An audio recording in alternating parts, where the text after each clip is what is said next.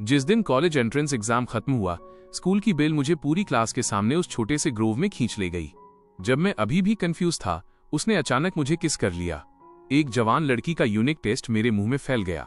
फिर उसकी आवाज भर्रा गई और उसने कहा, शिया, मैं तुम्हें अपना दिल और अपना सारा फ्यूचर देने के लिए तैयार हूं। बस जब तक तुम एक बात मान जाओ, मेरी लाइफ भी तुम्हारी है। उसने मुझे चौंका दिया। पता चला कि ये सब इसलिए था क्योंकि उसकी मां बीमार थी और सर्जरी के लिए अर्जेंटली 6 लाख की जरूरत थी। हालांकि मुझ जैसे अमीर अंडर अचीवर के लिए 6 लाख सिर्फ आधे महीने की पॉकेट मनी है, फिर भी मैंने बिना दोबारा सोचे उसे रिजेक्ट कर दिया क्योंकि एक आइस कोल्ड टॉप स्टूडेंट बेल का दिल बहुत प्रेशियस लगता है। अनफॉर्चुनेटली मैं प्यार में यकीन नहीं करता। मेरे पेरेंट्स फैमिली के इंटरेस्ट के लिए शादी कर सकते थे और 20 साल से ज्यादा समय तक एक मॉडल कपल की इमेज बनाए रख सकते थे। क्या उनके पास दिल है?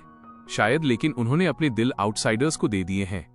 इसलिए मुझसे दिल की बात मत करो। मैं इसमें यकीन नहीं करता। मैं सीधा खड़ा हुआ और उसके सामने चलकर गया। मैं उससे एक सिर ऊंचा था। मैं क्लियरली उसकी कांपती हुई पलकें और उन पर चमकते आंसू देख सकता था। मैंने अपना हाथ आगे बढ़ाया। वो अकड़ गई और अनकॉन्शियसली अपनी आंखें बंद कर लीं। मेरी उंगली ने धीरे से उसके फोरहेड पर प्रहार किया। बाई निंगबिंग दंग रह गई। उसने अपनी आंखें खोली और मुझे ब्लैंकली देखने लगी। मैंने अपना हाथ पीछे खींचा, बाई निंगबिंग की आंखों में सीधा देखा और शब्द दर शब्द कहा, बाई निंगबिंग, इसे ठीक से समझ लो। क्या तुम चाहती हो कि मैं एक स्कमबैग बनूं जो किसी की बदकिस्मती का फायदा उठाता है, या तुम चाहती हो कि मैं एक अच्छा इंसान बनूं, थोड़ी कंपैशन दिखाऊं और तुम्हारी हेल्प करूं? वो पूरी तरह से हैरान थी, मुझे ब्लैंकली घूर रही थी। उसका दिमाग क्लियरली शॉर्ट सर्किट हो रहा था, लेकिन मैं उसे बस वैसे ही देखते हुए बहुत पेशेंट था। आखिरकार उसने रिएक्ट किया। उसके तने हुए कंधे तुरंत रिलैक्स हो गए। बाई निंगबिंग के मन में उम्मीद की एक छोटी सी किरण जगी। उसकी आवाज मच्छर की भिनभिनाहट जितनी धीमी थी। प्लीज, मैं तुमसे भीख मांगती हूं। मैंने डिसाइसिवली अपना सिर हिलाया। बिल्कुल नहीं, मैं कोई फिलैंथ्रोपिस्ट नहीं हूं। भले ही मेरे पास बहुत पैसा हो, मैं इसे फालतू की चीजों पर खर्च नहीं करूंगा। आखिरकार 6 लाख मेरे लिए दर्जनों नेपोलियन कैट्स खरीदने के लिए काफी है। उसकी गिड़गिड़ाती आंखें तुरंत निराशा में बदल गईं। उसे टूटने की कगार पर देखकर मेरे दिल में जो थोड़ा सा विकेड इंटरेस्ट था, वो भी फीका पड़ गया। मैंने अपनी टोन बदली। लेकिन भले ही मैं बुरा आदमी या अच्छा आदमी नहीं बनना चाहता, हम साथ में बिजनेस कर सकते हैं। मुझे याद है कि तुम्हारी एकेडमिक परफॉर्मेंस खराब नहीं है, इसलिए तुम्हारे फ्यूचर को एक पोटेंशियल स्टॉक माना जा सकता है। इसलिए मैं तुम्हें पर्सनल इन्वेस्टमेंट के तौर पर पैसे उधार दे सकता हूं। 600,000। मैं इसे अभी तुम्हें ट्रांसफर कर सकता हूं। उसकी आंखें तुरंत अविश्वसनीय खुशी से चमक उठीं। लेकिन मेरी एक कंडीशन है। 10 साल में तुम्हें मुझे 10 लाख वापस करने होंगे। इंटरेस्ट रेट ज्यादा नहीं है। यह तुम्हारे लिए मुश्किल नहीं होना चाहिए। साथ ही अब से 1 महीने बाद होने वाले कॉलेज एंट्रेंस एग्जाम में तुम्हें तैसिंगहुआ या पेकिंग यूनिवर्सिटी में एडमिशन लेना होगा। ये साबित करने का पहला स्टेप है कि तुम्हारे पास कर्ज चुकाने का पोटेंशियल है, और इस इन्वेस्टमेंट के लिए एक रिस्क कंट्रोल क्लॉज भी है। वो उस शख्स की तरह थी जिसने अभी अभी डूबते को तिनके का सहारा पकड़ा हो। तुरंत पागलों की तरह अपना सिर हिलाने लगी, इस डर से कि कहीं मैं अपना मन न बदल लूं। मैंने उसे अपना फोन नंबर दिया, फिर मुड़ा और चला गया। उसके एक्सप्रेशन देखने की जहमत नहीं उठाई। छोटे से ग्रोव से बाहर निकलते ही सूरज की रोशनी मुझ पर पड़ी, जो वार्म थी। एक्चुअली मुझे इस बात की बिल्कुल परवाह नहीं थी कि वो मुझे पैसे वापस करेगी या नहीं। 6 लाख सच में मेरे लिए कुछ भी नहीं है। कॉन्ट्रैक्ट की शर्तें सिर्फ दिखावे के लिए थीं। वरना हर कोई मुझसे पैसे उधार लेने के लिए दौड़ता हुआ आता और कोई भी अमाउंट काफी नहीं होती। आज एक अच्छा काम करने से मिलने वाली थोड़ी सी स्मगनेस और बिल की फ्लस्टर्ड स्टेट को करीब से देखने के लिए 6 लाख खर्च करना कोई बुरी डील नहीं थी। लॉयर से बात करने के बाद मैंने एक टाइम और जगह फिक्स की और कॉन्ट्रैक्ट बाय निंगबिंग को फॉरवर्ड कर दिया, और बस बात खत्म। मैं अपनी ओरिजिनल डेस्टिनेशन, एक क्लब एक्टिविटी रूम की ओर चल पड़ा। खिड़की के जरिए मैं अंदर का सीन देख सकता था। मेरी चाइल्डहुड फ्रेंड लू रुआन एक पंक दिखने वाले लड़के के साथ बहुत एनिमेटेडली चैटिंग कर रही थी। लू फैमिली और मेरी फैमिली को पीढ़ियों से दोस्त माना जा सकता है, जिनके क्लोज बिजनेस टाइज हैं। इसलिए लू रुआन और मुझे भी चाइल्डहुड फ्रेंड्स माना जाता था। वो इश्यू नहीं था। मेनली वो लू रुआन की बड़ी बहन लियू किंग शू थी, जो एक सच में प्राउड वुमन, ब्यूटीफुल और रूथलेस थी। सबसे इंपॉर्टेंट बात यह है कि वो मेरे साथ बहुत अच्छा बिहेव करती थी। हर बार जब वो मुझे पॉकेट मनी देती थी तो वो मिलियंस में होती थी। मुझ जैसे गुड फॉर नथिंग के लिए वो एक वॉकिंग ATM थी। इसके अलावा लियू किंग शू की सगाई मेरे सेंकेटिमोनियस बड़े भाई जांगलिंग चुआन से होने वाली थी, इसलिए फ्यूचर में वो ऑफिशियली मेरी सिस्टर इन लॉ होगी, जिससे हम और भी करीब हो जाएंगे। मेरी डेकेडेंट लाइफ और भी ज्यादा सिक्योर थी। लेकिन रिसेंटली किसी पंक की वजह से लू रुआन के ग्रेड्स टॉप से एवरेज पर गिर गए थे। इस वजह से किंगशू ने स्पेसिफिकली मुझसे सिचुएशन के बारे में पूछा था, इसलिए मुझे पता था कि मुझे इसमें इन्वॉल्व होना पड़ेगा। आखिरकार अगर आप किसी से पैसे लेते हैं तो आपको उनकी थोड़ी हेल्प भी करनी पड़ती है। इससे पहले कि मैं दरवाजा खोल पाता, मेरी टक्कर बाहर भागते हुए एक लड़के से हो गई। वो 2 कदम पीछे लड़खड़ाया, उसकी आंखें ह्यूमिलिएशन और नफरत से भरी थीं। मैंने उसे पहचान लिया। वो एक पुअर स्टूडेंट लग रहा था जिसे लू रुआन स्पॉन्सर किया करती थी। उसके ग्रेड्स बहुत अच्छे थे और वो एक ऑनेस्ट इंसान था। ये देखकर शायद ये वही क्लासिक ड्रामा था कि मुझे अपने बेनिफैक्टर से प्यार है, लेकिन मेरा बेनिफैक्टर एक पंक से प्यार करता है। मैंने थोड़ा अम्यूज्ड फील करते हुए अपना सिर हिलाया। ये बच्चा बहुत छोटा है। जब हमारे जैसे अमीर लोग चीजें करने के लिए पैसे खर्च करते हैं तो ये अक्सर सिर्फ एक आदत होती है, अपना स्टेटस दिखाने का एक शगल। इसका मतलब ये नहीं है कि हम अच्छे लोग हैं। अगर तुम सच में ग्रेटफुल हो तो सक्सेसफुल होने के लिए कड़ी मेहनत करो और उन्हें बेनिफिट्स के साथ वापस चुकाओ। लोगों के साथ ऐसे डील की जाती है। इसमें इमोशंस लाना सिर्फ मुसीबत मोल लेना है। मैंने उसे इग्नोर किया और दरवाजा धकेल कर खोल दिया। लू रुआन टोंगलोंग से बात कर रही थी और जोर जोर से हंस रही थी। जब उसने देखा कि वो मैं हूं तो लू रुआन की स्माइल उसके होठों पर ही जम गई। उसकी भौहें तुरंत तन गईं और उसकी आवाज डिफेंसिवनेस और इम्पेशंस से भर गई। जांग जियोयू, तुम यहाँ क्या कर रहे हो? क्या तुम भी मुझे ब्रदर लॉन्ग के साथ ब्रेकअप करने के लिए कन्विंस करने आए हो? मैं तुम्हें बता दूं, अपनी सांस बर्बाद मत करो। जांग फैमिली के तुम जैसे यूजलेस यंग मास्टर अपनी खुद की लाइफ तो मैनेज कर नहीं सकते। तुम्हें मेरी लाइफ में दखल देने का क्या राइट है? मुझे गुस्सा नहीं आया, मुझे तो ये थोड़ा फनी लगा। मैं दखल नहीं दे रहा हूं, मैं बस क्यूरियस हूं। लू फैमिली की वो अच्छी छोटी लड़की जो हमेशा रूल्स फॉलो करती थी, अचानक इस टाइप के लड़के के चक्कर में कैसे पड़ गई? लू रुआन ने नफरत भरी नजरों से अपनी आवाज ऊंची की। तुम क्या जानते हो? ब्रदर लॉन्ग तुम जैसे प्रिटेंशियस अमीर बच्चों की तरह नहीं है। वो ऑथेंटिकली जीता है, वो फ्रीली जीता है। उसने टोंग लोंग के हाथों में हाथ डाला। इसे कहते हैं जीना। तुम्हारी कुकी कटर लाइफ बोरिंग होती है, यही तो लाइफ की बर्बादी है। इसके साथ ही उसने मुझ पर हमला शुरू कर दिया। खासकर तुम जांग जियोयू, तुम न तो पढ़ाई में अच्छे हो और न ही तुम खेलने में अच्छे हो। जांग फैमिली का हिस्सा होने के अलावा तुम्हारे पास और क्या है? तुम सिर से पैर तक पूरी तरह यूजलेस हो। मैंने अचानक रियलाइजेशन वाले लुक के साथ सिर हिलाया। मैं समझ गया, जवानी की हवाएं है ना? लू रुआन ने शायद सोचा कि उसने मुझे कन्विंस कर लिया है। उसके चेहरे पर एक स्मग लुक आ गया। टोंग लोंग ने भी अपना सीना फुला लिया। अब वो मुझे उतनी डरी हुई नजरों से नहीं देख रहा था जैसा पहले देख रहा था। अगले ही सेकंड मैंने ऊपर से लू रुआन की ओर नीचे देखा। अब नशा उतरा। मेरी नजरों के सामने उसने अनकॉन्शियसली एक कदम पीछे ले लिया।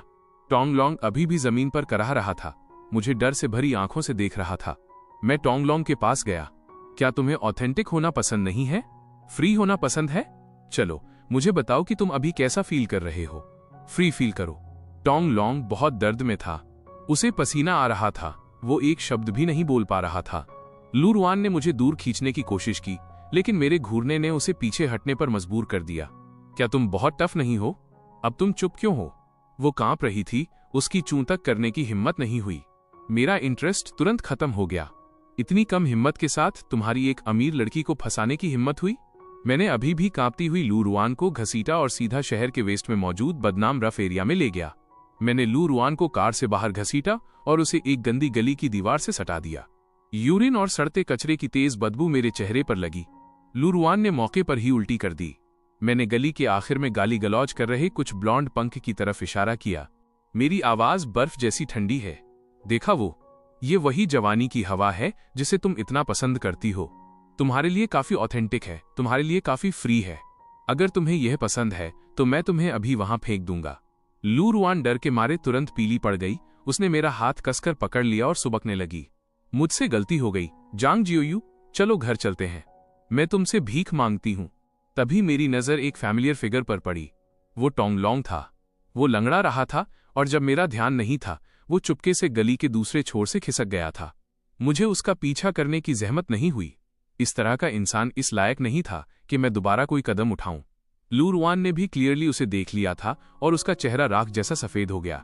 उसकी फैंटेसी की आखिरी उम्मीद उस भागते हुए फिगर के साथ पूरी तरह से चकनाचूर हो गई थी। उसने रोना बंद कर दिया, बस वहां सुन्न होकर खड़ी रही जैसे उसकी रूह निकल गई हो। मैंने उसे कार में बिठाया और पूरे रास्ते उसने एक शब्द भी नहीं बोला। जब कार लू फैमिली के घर के सामने पहुंची तो उसने खुद दरवाजा खोला और धीरे धीरे अंदर चली गई। मैं कार से बाहर नहीं निकला। मैंने बस ड्राइवर से गाड़ी मोड़ने और घर चलने को कहा। उस रात मुझे अपने फोन पर एक टेक्स्ट मिला। वो लियू किंग शू की तरफ से था। GOU thank you. मैंने यू आर वेलकम स्टिकर के साथ रिप्लाई किया और बस बात खत्म। जैसा कि एक्सपेक्टेड था, अगले 2 दिन लू हाउस में सब शांत और शांतिपूर्ण रहा। कोई भी मेरे साथ परेशानी पैदा करने नहीं आया।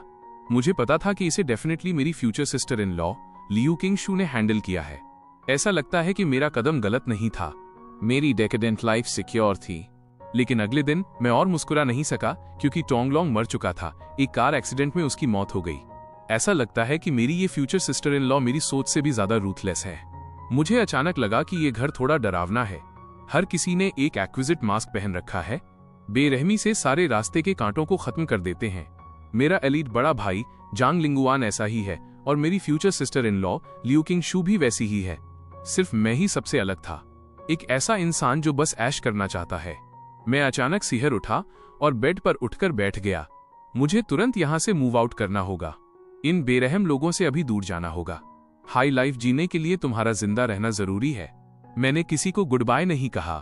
अगली सुबह मैं अपना पैक्ड सूटकेस लेकर नीचे आया। मेरी मदर लिविंग रूम में थी, एलिगेंट तरीके से अपनी मॉर्निंग टी पी रही थी। मुझे देखकर उन्होंने बस बेरुखी से एक भौं ऊपर उठाई। उनकी आवाज शांत थी। कहाँ जा रहे हो? कहीं और सोने? उन्होंने कोई और सवाल नहीं पूछा। अपना सिर झुकाकर दोबारा फाइनेंशियल मैगजीन पढ़ने लगी। मेरा नाम मात्र का फादर भी कहीं नजर नहीं आ रहा था। ये घर किसी आइस सेलर की तरह ठंडा था। मैंने अपना सूटकेस घसीटा और बिना पीछे मुड़े उस शानदार विला से बाहर निकल गया। सिटी सेंटर में मेरा एक पेंट हाउस अपार्टमेंट था जिसे मैंने बहुत पहले खरीदा था और अब उसे यूज करने का परफेक्ट टाइम था।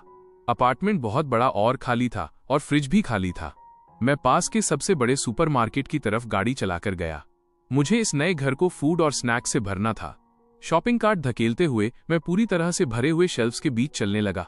मैं एक शॉपिंग रोबोट की तरह था जो बिना किसी इमोशन के कार्ट में सामान डाल रहा था। जैसे ही मैं एक कोने से गुजरा, मैं अचानक रुक गया क्योंकि स्नैक आइल के एक कोने में मैंने एक लड़की को चुपके से अपनी स्लीव में ब्रेड का एक पैकेट ठूसते हुए देखा। वो मुझसे कुछ साल छोटी लग रही थी, छोटे कद की, और उसने एक पुरानी यूनिफॉर्म पहनी थी। वो काफी साफ सुथरी लग रही थी। बस दुख की बात यह थी कि उसके हाथ इतने साफ नहीं थे। मैंने कुछ नहीं कहा, बस शेल्फ से टेक लगाकर खड़ा हो गया, अपने हाथ बांध लिए और उसे मजे से देखने लगा। वो उसे अंदर ठूसने के लिए स्ट्रगल कर रही थी। स्लीव बहुत छोटी थी, ब्रेड बहुत बड़ी थी। उसने बार बार कोशिश की। वो इतनी एंशियस थी कि उसके माथे पर पसीने की बूंदें आ गईं। आखिरकार जैसे उसे कुछ महसूस हुआ हो, उसकी मूवमेंट जम गई और उसने धीरे से अपना सिर उठाया। हमारी नजरें हवा में मिली।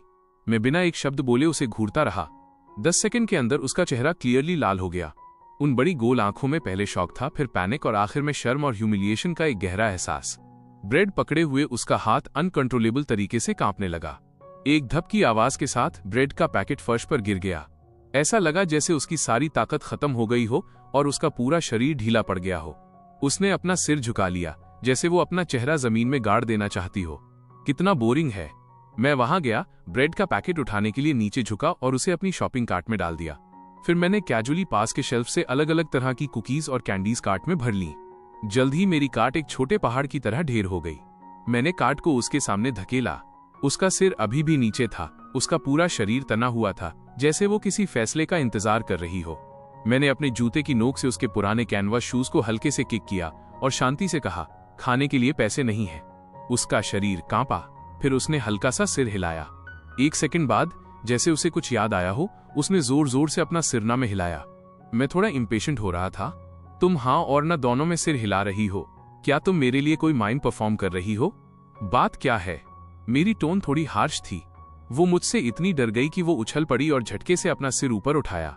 मुझे देखते हुए उसकी आंखों के किनारे लाल थे, आंसू भरे हुए थे। उसके होंठ हिले और कुछ धुंधले। उसके गले से कुछ आवाजें निकलीं और उसने अजीब तरीके से अपने हाथों से इशारा किया। मैं सुन्न रह गया। उस मोमेंट में मेरे दिमाग में ख्याल आया, गूंगी। मैंने उसकी एंशियस और बेबस अपीयरेंस को देखा और मेरे दिल में जो झुंझलाहट थी वो तुरंत शांत हो गई। मुझे पछतावा हुआ। उस वक्त मैंने खुद को एक असली कमीना महसूस किया, उस टाइप का जिसे आधी रात को ये याद आने पर खुद को 2 थप्पड़ मारने पड़े। मैंने और कुछ नहीं कहा। दूसरी शॉपिंग कार्ट लेने के लिए मुड़ा और उसे खराब न होने वाले खाने के सामान, नॉन पेरिशेबल फूड से भर दिया। फिर मैंने दोनों कार्ट्स को धक्का दिया और उसे पीछे आने का इशारा किया। वो अब भी रिएक्ट नहीं कर पा रही थी। मेरे पास एक्सप्लेन करने का वक्त नहीं था, इसलिए मैंने बस उसकी कलाई पकड़ी और उसे चेकआउट काउंटर तक खींच ले गया। पेमेंट करने के बाद मैंने बड़े छोटे बैग्स उठाए, जबकि वो एक छोटी पूंछ की तरह मेरे पीछे चलने लगी। उसने भी स्नैक्स के कुछ सबसे हल्के बैग्स पकड़ रखे थे। अपनी स्पोर्ट्स कार में सारा सामान रखने के बाद मैंने उसे अंदर बैठने को कहा। वो एक पल के लिए हिचकिचाई, लेकिन फिर पैसेंजर डोर खोला और अंदर बैठ गई। फिर मैंने उसका एड्रेस पूछा। उसने फोन लिया। उसकी छोटी उंगलियां काफी देर तक स्क्रीन पर टैप करती रहीं और आखिर में एक लोकेशन पिन पॉइंट की। ये एक पुराना नेबरहुड था, एक ऐसी जर्जर जगह जहां से मैं कभी गुजरता तक नहीं। मैंने कुछ नहीं कहा, बस कार स्टार्ट कर दी। पूरे रास्ते कार में डरावनी खामोशी थी। उसने अपना सिर नीचे झुका रखा था और अपनी शर्ट का कोना पकड़ रखा था। कार संकरी टूटी फूटी गलियों से गुजरी और आखिर में एक टेनमेंट बिल्डिंग के सामने रुकी, जो ऐसी लग रही थी जैसे अभी गिर जाएगी। मैंने इंजन बंद किया और कार से ग्रोसरी बाहर ले जाने में उसकी हेल्प की। कॉरिडोर अंधेरा और नम था, जिसमें फफूंद और दूसरी अजीब बेनाम गंध भरी हुई थी। वह मुझे तीसरी मंजिल पर ले गई और उखड़ते पेंट वाला एक लकड़ी का दरवाजा खोला। चाइनीज मेडिसिन की एक तेज गंध मुझे महसूस हुई। कमरा बहुत छोटा था, इतना छोटा कि आप क्लियरली देख सकते थे कि एक खाली घर कैसा दिखता है। आज पहली बार मैंने इसे अपनी आंखों से देखा था। एक पुरानी लकड़ी की खाट पर एक दुबली पतली बूढ़ी औरत लेटी हुई थी। उन बूढ़ी औरत की आंखें बंद थीं, उनकी सांसें धीमी थीं। लड़की ने सामान नीचे रखा, बेडसाइड की तरफ दौड़ी, कुशलता से बूढ़ी औरत को कंबल ओढ़ाया। उसकी आंखें चिंता से भरी थीं। मैं समझ गया। बात ये नहीं थी कि उसके पास खाने के लिए पैसे नहीं थे, बल्कि ये थी कि उसके पास अपनी फैमिली मेंबर की बीमारी के इलाज के लिए पैसे नहीं थे। ब्रेड चुराना शायद इसलिए था क्योंकि वो बहुत भूखी थी और अपनी दादी के मेडिकल के पैसों को खर्च नहीं करना चाहती थी। फिर से वही दुख भरी कहानी। मुझे इस तरह के सीन देखना सबसे ज्यादा नापसंद है। लड़की ने अपनी दादी की देखभाल करने के बाद वो मेरे पास आई, झुककर प्रणाम किया, फिर टेबल से एक पुरानी नोटबुक ली और उस पर जल्दी से लिखा। उस पर सुंदर हैंडराइटिंग में एक लाइन लिखी थी, थैंक यू। इन सब में कितने पैसे खर्च हुए, मैं फ्यूचर में आपको जरूर वापस कर दूंगी। मुझे वो लाइन थोड़ी फनी लगी। मुझे वापस क्या दोगी? फिर से चोरी करके? मैंने कुछ नहीं कहा, बस अपना फोन निकाला और अपनी फैमिली के पर्सनल असिस्टेंट को कॉल किया। मैंने फोन पर संक्षेप में बात की। लाओ वांग, सिटी के सेंट्रल हॉस्पिटल के स्पेशल वार्ड से कांटेक्ट करने में मेरी हेल्प करो। 15 मिनट में सिटी के वेस्ट में इस टेनमेंट बिल्डिंग के एड्रेस पर एक एम्बुलेंस भेजो। वे इसे तुम्हें भेज देंगे। सारा खर्च सीधे मेरे अकाउंट में चार्ज कर देना। पूरे प्रोसेस में 1 मिनट से भी कम समय लगा। लड़की पूरी तरह दंग रह गई। उसका मुंह खुला का खुला रह गया। वो मुझे ब्लैंकली घूर रही थी। रोना भूल गई, लिखना भूल गई। मैं समझ सकता था उसके लिए जिस चीज का सपना देखने में उसे पूरी उम्र लग जाती, उसे मैंने एक सिंगल फोन कॉल से सॉल्व कर दिया था। मैंने उसके पैरों के पास पड़े लगेज बैग को हल्के से किक किया। तुम क्या स्पेसिंग आउट कर रही हो? अपना सामान पैक करो और हॉस्पिटल जाने के लिए तैयार हो जाओ। वो अपने ख्यालों से बाहर आई और तुरंत हड़बड़ी में पैकिंग करने लगी। एक्चुअली पैक करने के लिए ज्यादा कुछ था नहीं। कुछ पुराने फीके कपड़े, एक इनेमल मग जिसका हैंडल टूटा हुआ था। एम्बुलेंस बहुत जल्दी आ गई। प्रोफेशनल मेडिकल स्टाफ ने सावधानी से उन बूढ़ी औरत को स्ट्रेचर पर लिटाया। शुरू से अंत तक लड़की ने मेरी शर्ट का कोना कसकर पकड़ रखा था, जैसे उसे डर हो कि मैं अचानक गायब हो जाऊंगा। हालांकि ये थोड़ा ऑकवर्ड था, लेकिन मैंने उसका हाथ पीछे नहीं हटाया। हॉस्पिटल में सब कुछ स्मूथली अरेंज हो गया। एक स्पेशल वार्ड जिसमें 24/7 नर्सिंग केयर थी। टॉप एक्सपर्ट्स की एक टीम ने तुरंत कंसल्टेशन शुरू कर दी। मैं उस उजले और साफ हॉस्पिटल रूम के बाहर खड़ा था। अंदर बिजी डॉक्टर्स और नर्सेस को देख रहा था और बेड साइड पर उस लड़की को जो घबराई हुई और ग्रेटफुल लग रही थी। टोंग लोंग की मौत को लेकर मेरे दिल में जो थोड़ी उदासी थी, वो थोड़ी कम होती महसूस हुई। पैसे खर्च करके वाकई अच्छा मूड खरीदा जा सकता है। तभी मेरी शर्ट का कोना फिर से हल्के से खींचा गया। उसने वो फटी हुई नोटबुक मेरे सामने की जिस पर लिखा था, मैं आपकी इस मेहरबानी का बदला कैसे चुका पाऊंगी। मैंने दरवाजे के फ्रेम से टेक लगाई और उस लड़की की तरफ देखा। मैं ये नहीं कह रहा कि मुझे तुमसे बदला चाहिए। वो जल्दी में थी। उसने अपनी नोटबुक में बहुत तेजी से लिखा। उसकी हैंडराइटिंग थोड़ी मैसी थी, बहुत साफ नहीं थी। मैं आपका पैसा फ्री में नहीं ले सकती। आप एक अच्छे इंसान हैं। मैंने वे 2 शब्द देखे, अच्छे इंसान। मेरे होठों पर मुस्कुराहट और गहरी हो गई। आज के दौर में मुझ जैसे इंसान को भी एक अच्छा इंसान माना जा सकता है। पैसा होना वाकई बहुत अच्छी बात है। मैंने उसे बीच में ही रोक दिया। पहली बात, मैं कोई अच्छा इंसान नहीं हूं। दूसरी बात, मैं पहले ही कह चुका हूं, मैं उस तरह का इंसान हूं जिसे परेशानी से सबसे ज्यादा नफरत है। तुम्हारा यहां मेरे साथ बहस करना मुझे परेशानी दे रहा है, समझी? वो मेरे इस ट्विस्टेड लॉजिक से थोड़ी हैरान थी। वो मुझे ब्लैंकली घूरती रही, समझ नहीं पा रही थी कि क्या जवाब दे। मैंने उसके एक्सप्रेशन को देखा और आह भरी। मैं उसके पास गया। अब और बकवास नहीं। मैंने उसके हाथ से नोटबुक और पेन लिया और नोटबुक में लिखा, बस इसे ऐसे समझो कि मैं एडवांस में एक इंश्योरेंस पॉलिसी खरीद रहा हूँ। तुम मन लगाकर पढ़ाई करो, फ्यूचर में एक अच्छी यूनिवर्सिटी में एडमिशन लो, ताकि अगर कभी मेरे बुरे दिन आए और मैं सड़कों पर भीख मांग रहा हूँ तो बस मुझे एक कटोरी चावल देना याद रखना। लिखने के बाद मैंने नोटबुक वापस उसके हाथों में थमा दी।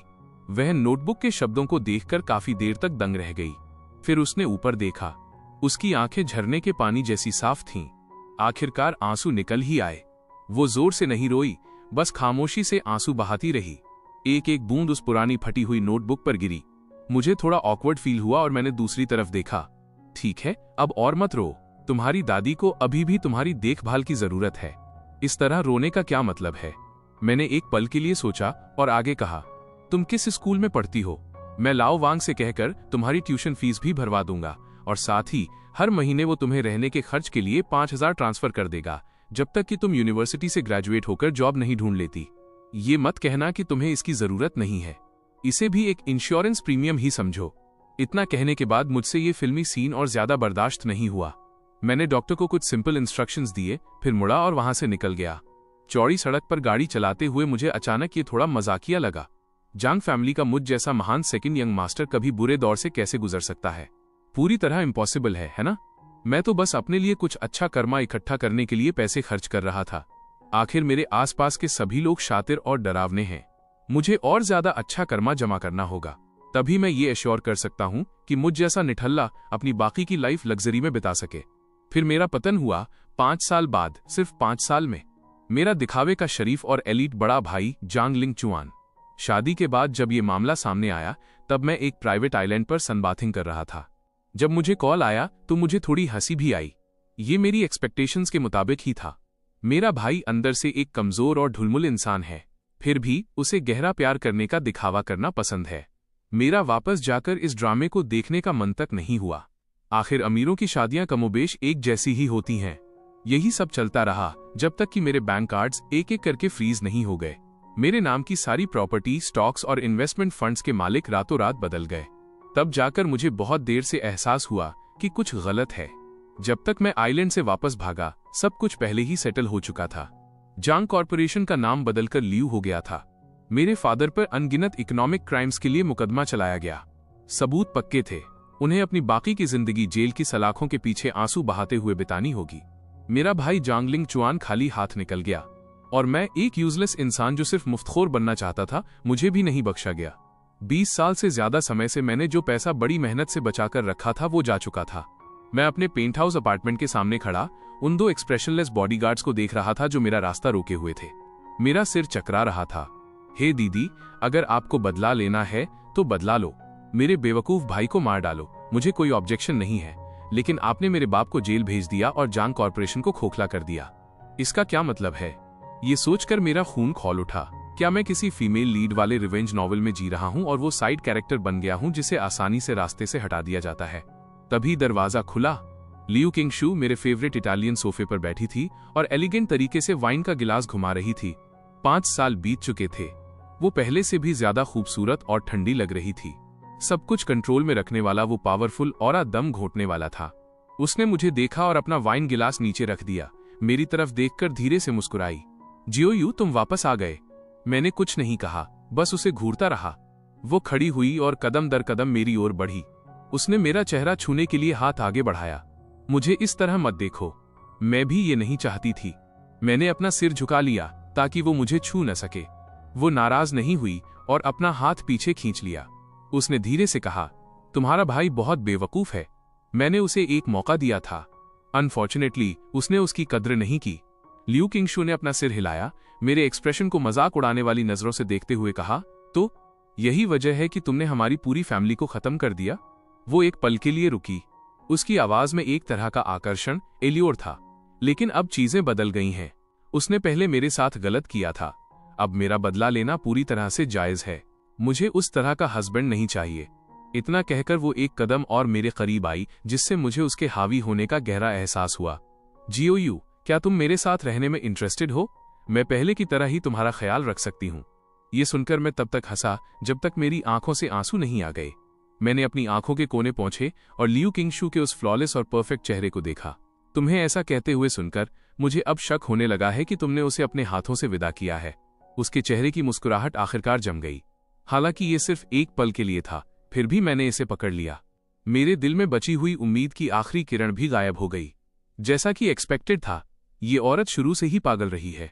वो अपने गोल्स को हासिल करने के लिए किसी भी हद तक जा सकती है। मैंने अपनी मुस्कुराहट वापस ली और उसे बिना किसी एक्सप्रेशन के देखा, फिर धीरे से हिकारत कॉन्टेम्प्ट में उसे मिडिल फिंगर दिखा दी। उसके चेहरे से मुस्कुराहट का आखिरी निशान भी मिट गया और उसकी जगह एक ठंडी बेरुखी इंडिफरेंस ने ले ली। तुम्हें अपनी भलाई का अंदाजा नहीं है। उसने मेरी तरफ दोबारा देखे बिना अपना हाथ लहराया। 2 बॉडीगार्ड्स तुरंत आगे बढ़े, एक मेरे लेफ्ट में और एक राइट में। उन्होंने मुझे किसी चूजे की तरह उठा लिया। मुझे बेरहमी से मेरे ही घर से बाहर फेंक दिया गया।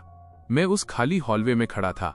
मैं खुद पर तंज स्नीर कसे बिना नहीं रह सका कि अगर मैंने सच में उसकी शैतानी बातों पर यकीन कर लिया होता और वहां रुक जाता, तो जब वो मुझसे ऊब जाती तो मुझे पता भी नहीं चलता कि मैं कब और कैसे मर गया। मैं बहुत अच्छी तरह जानता हूं कि मैं उसका मुकाबला नहीं कर सकता। यहां तक कि मेरे पिता जैसे पुराने लोमड़ी को भी उसने अपनी साजिशों में फंसा लिया। मुझ जैसे ऐशपरस्त हीडोनिस्ट के पास, जो सिर्फ खाना और खेलना जानता है, उससे लड़ने के लिए क्या है? इस साइको से दूर रहना किसी भी चीज से ज्यादा इंपॉर्टेंट है। मैंने अपना फोन निकाला, कॉन्टैक्ट लिस्ट खोली और उन दोस्तों को ढूंढा जो मुझे हमेशा भाई यू कहकर बुलाते थे। मैंने पहला कॉल किया। हेलो यंग मास्टर जो, मैं जांग जियोयू बोल रहा हूँ। दूसरी तरफ 3 सेकंड तक सावधानी भरी खामोशी रही। ये कौन है? सॉरी, आपने गलत नंबर लगाया है। कॉल काट दिया गया। मैं एक पल के लिए दंग रह गया, फिर खुद पर ही हंस पड़ा। मैंने दूसरे नंबर पर कॉल किया। रिजल्ट बिल्कुल वही था। तीसरा, चौथा या तो गलत नंबर थे या किसी ने जवाब ही नहीं दिया। मैं ठंडी दीवार से टेक लगाकर खड़ा हो गया और अपने सो कॉल्ड दोस्तों को एक एक करके फोन से डिलीट कर दिया। सबको डिलीट करने के बाद स्क्रीन पर केवल कुछ अकेले फैमिली नंबर्स रह गए। मैंने अपने पास मौजूद हर कीमती चीज बेच दी। टोटल मिलाकर मुझे 100,000 येन से भी कम मिले। ये अमाउंट पहले मेरी एक रात की ड्रिंकिंग मनी के लिए भी काफी नहीं होता। अब ये मेरी पूरी जमा पूंजी है। जैसे ही मैं सड़क पर बिना किसी मंजिल के भटक रहा था, मैं किसी तरह वापस अपने अपार्टमेंट के नीचे पहुंच गया। मैं अपनी कड़वी हंसी नहीं रोक सका। ये नहीं चलेगा। वो बस स्क्रू टाइट करने के लिए कोई फैक्ट्री ढूंढ लेगा। वहां रिक्वायरमेंट्स कम होती हैं और खाना पीना और रहना भी शामिल होता है। वैसे भी 20 साल से ज्यादा की अमीर लाइफ के बाद मैं काफी जी चुका हूँ। मैंने अपना सिर झुकाया और चलते हुए हिसाब लगा रहा था। तभी अचानक मेरी टक्कर एक सॉफ्ट बाहों एम्ब्रेस से हुई। एक हल्की और फ्रेश खुशबू हवा में तैर रही थी। मैंने इंस्टिंक्टिवली माफी मांगनी चाहिए, लेकिन जैसे ही मैंने ऊपर देखा, मेरी मुलाकात अचानक एक जोड़ी साफ आंखों से हुई। वो एक नाजुक चेहरे वाली लड़की थी। वो थोड़ी फैमिलियर लग रही थी, लेकिन मुझे याद नहीं आ रहा था कि मैं उससे कहाँ मिला था, लेकिन वो क्लियरली मुझे जानती थी। मैं उसकी आंखों में वो पल साफ देख सकता था जब उसने मुझे पहचान लिया। एक अजीब सी खुशी और राहत उसके चेहरे पर उमड़ पड़ी। उसके होंठ हिले जैसे वो कुछ कहना चाहती हो, लेकिन फिर उसे किसी बात का एहसास हुआ। आखिर में उसने बस जल्दी से और अनाड़ीपन क्लमसिली के साथ अपनी जेब से एक फोन निकाला और उस पर तेजी से टाइप किया। फोन की स्क्रीन जल उठी। मिस्टर जांग, क्या आपको अभी भी मैं याद हूं? मैंने उन शब्दों को देखा। मिस्टर जांग। आजकल बहुत कम लोग मुझे इस नाम से बुलाते हैं। मैंने उसके चेहरे को और करीब से देखा। यादों के टुकड़े धीरे धीरे जुड़ने लगे। अचानक मुझे सब याद आ गया। मैं थोड़ा सरप्राइज हुआ।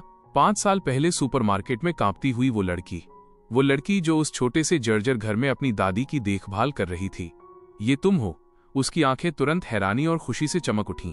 उसने पागलों की तरह अपना सिर हाँ में हिलाया। उसकी साफ आंखों से खुशी जैसे छलक रही थी। मैं और भी ज्यादा कंफ्यूज था। तुम यहाँ क्या कर रही हो? उसने फिर से जल्दी से टाइप किया और फोन मेरी तरफ कर दिया। स्क्रीन पर लिखा था, मैंने जांग फैमिली की सिचुएशन के बारे में न्यूज देखी थी। मैं आपके लिए बहुत परेशान थी। मैंने अंदाजा लगाया कि शायद आप यहाँ चेक करने आएंगे, इसलिए मैं कल से यही इंतजार कर रही हूँ। मेरे दिल को जैसे किसी चीज ने झकझोर दिया। दूसरे शब्दों में, जब से मुझे घर से निकाला गया था, उन 24 घंटों से वो उस अपार्टमेंट के नीचे इंतजार कर रही थी, जहां मैं अब जा भी नहीं सकता था। एक अनिश्चित पॉसिबिलिटी के लिए इंतजार करने का सबसे अनाड़ी तरीका अपनाते हुए। एक अजीब और कॉम्प्लेक्स इमोशन मेरे अंदर उमड़ पड़ा। जहां मेरे सो कॉल्ड दोस्त मुझसे रिश्ते तोड़ने में बिजी थे, वहीं एक जवान लड़की जिसे मैं लगभग भूल चुका था, वो यहाँ पूरे दिन और रात से मेरा इंतजार कर रही थी। मैंने अपने होंठ भींचे, कुछ कहना चाहा। उसने शायद मेरी शर्मिंदगी देख ली थी। फोन की स्क्रीन पर नए शब्द दिखाई दिए। क्या आपके पास जाने के लिए कोई जगह नहीं है?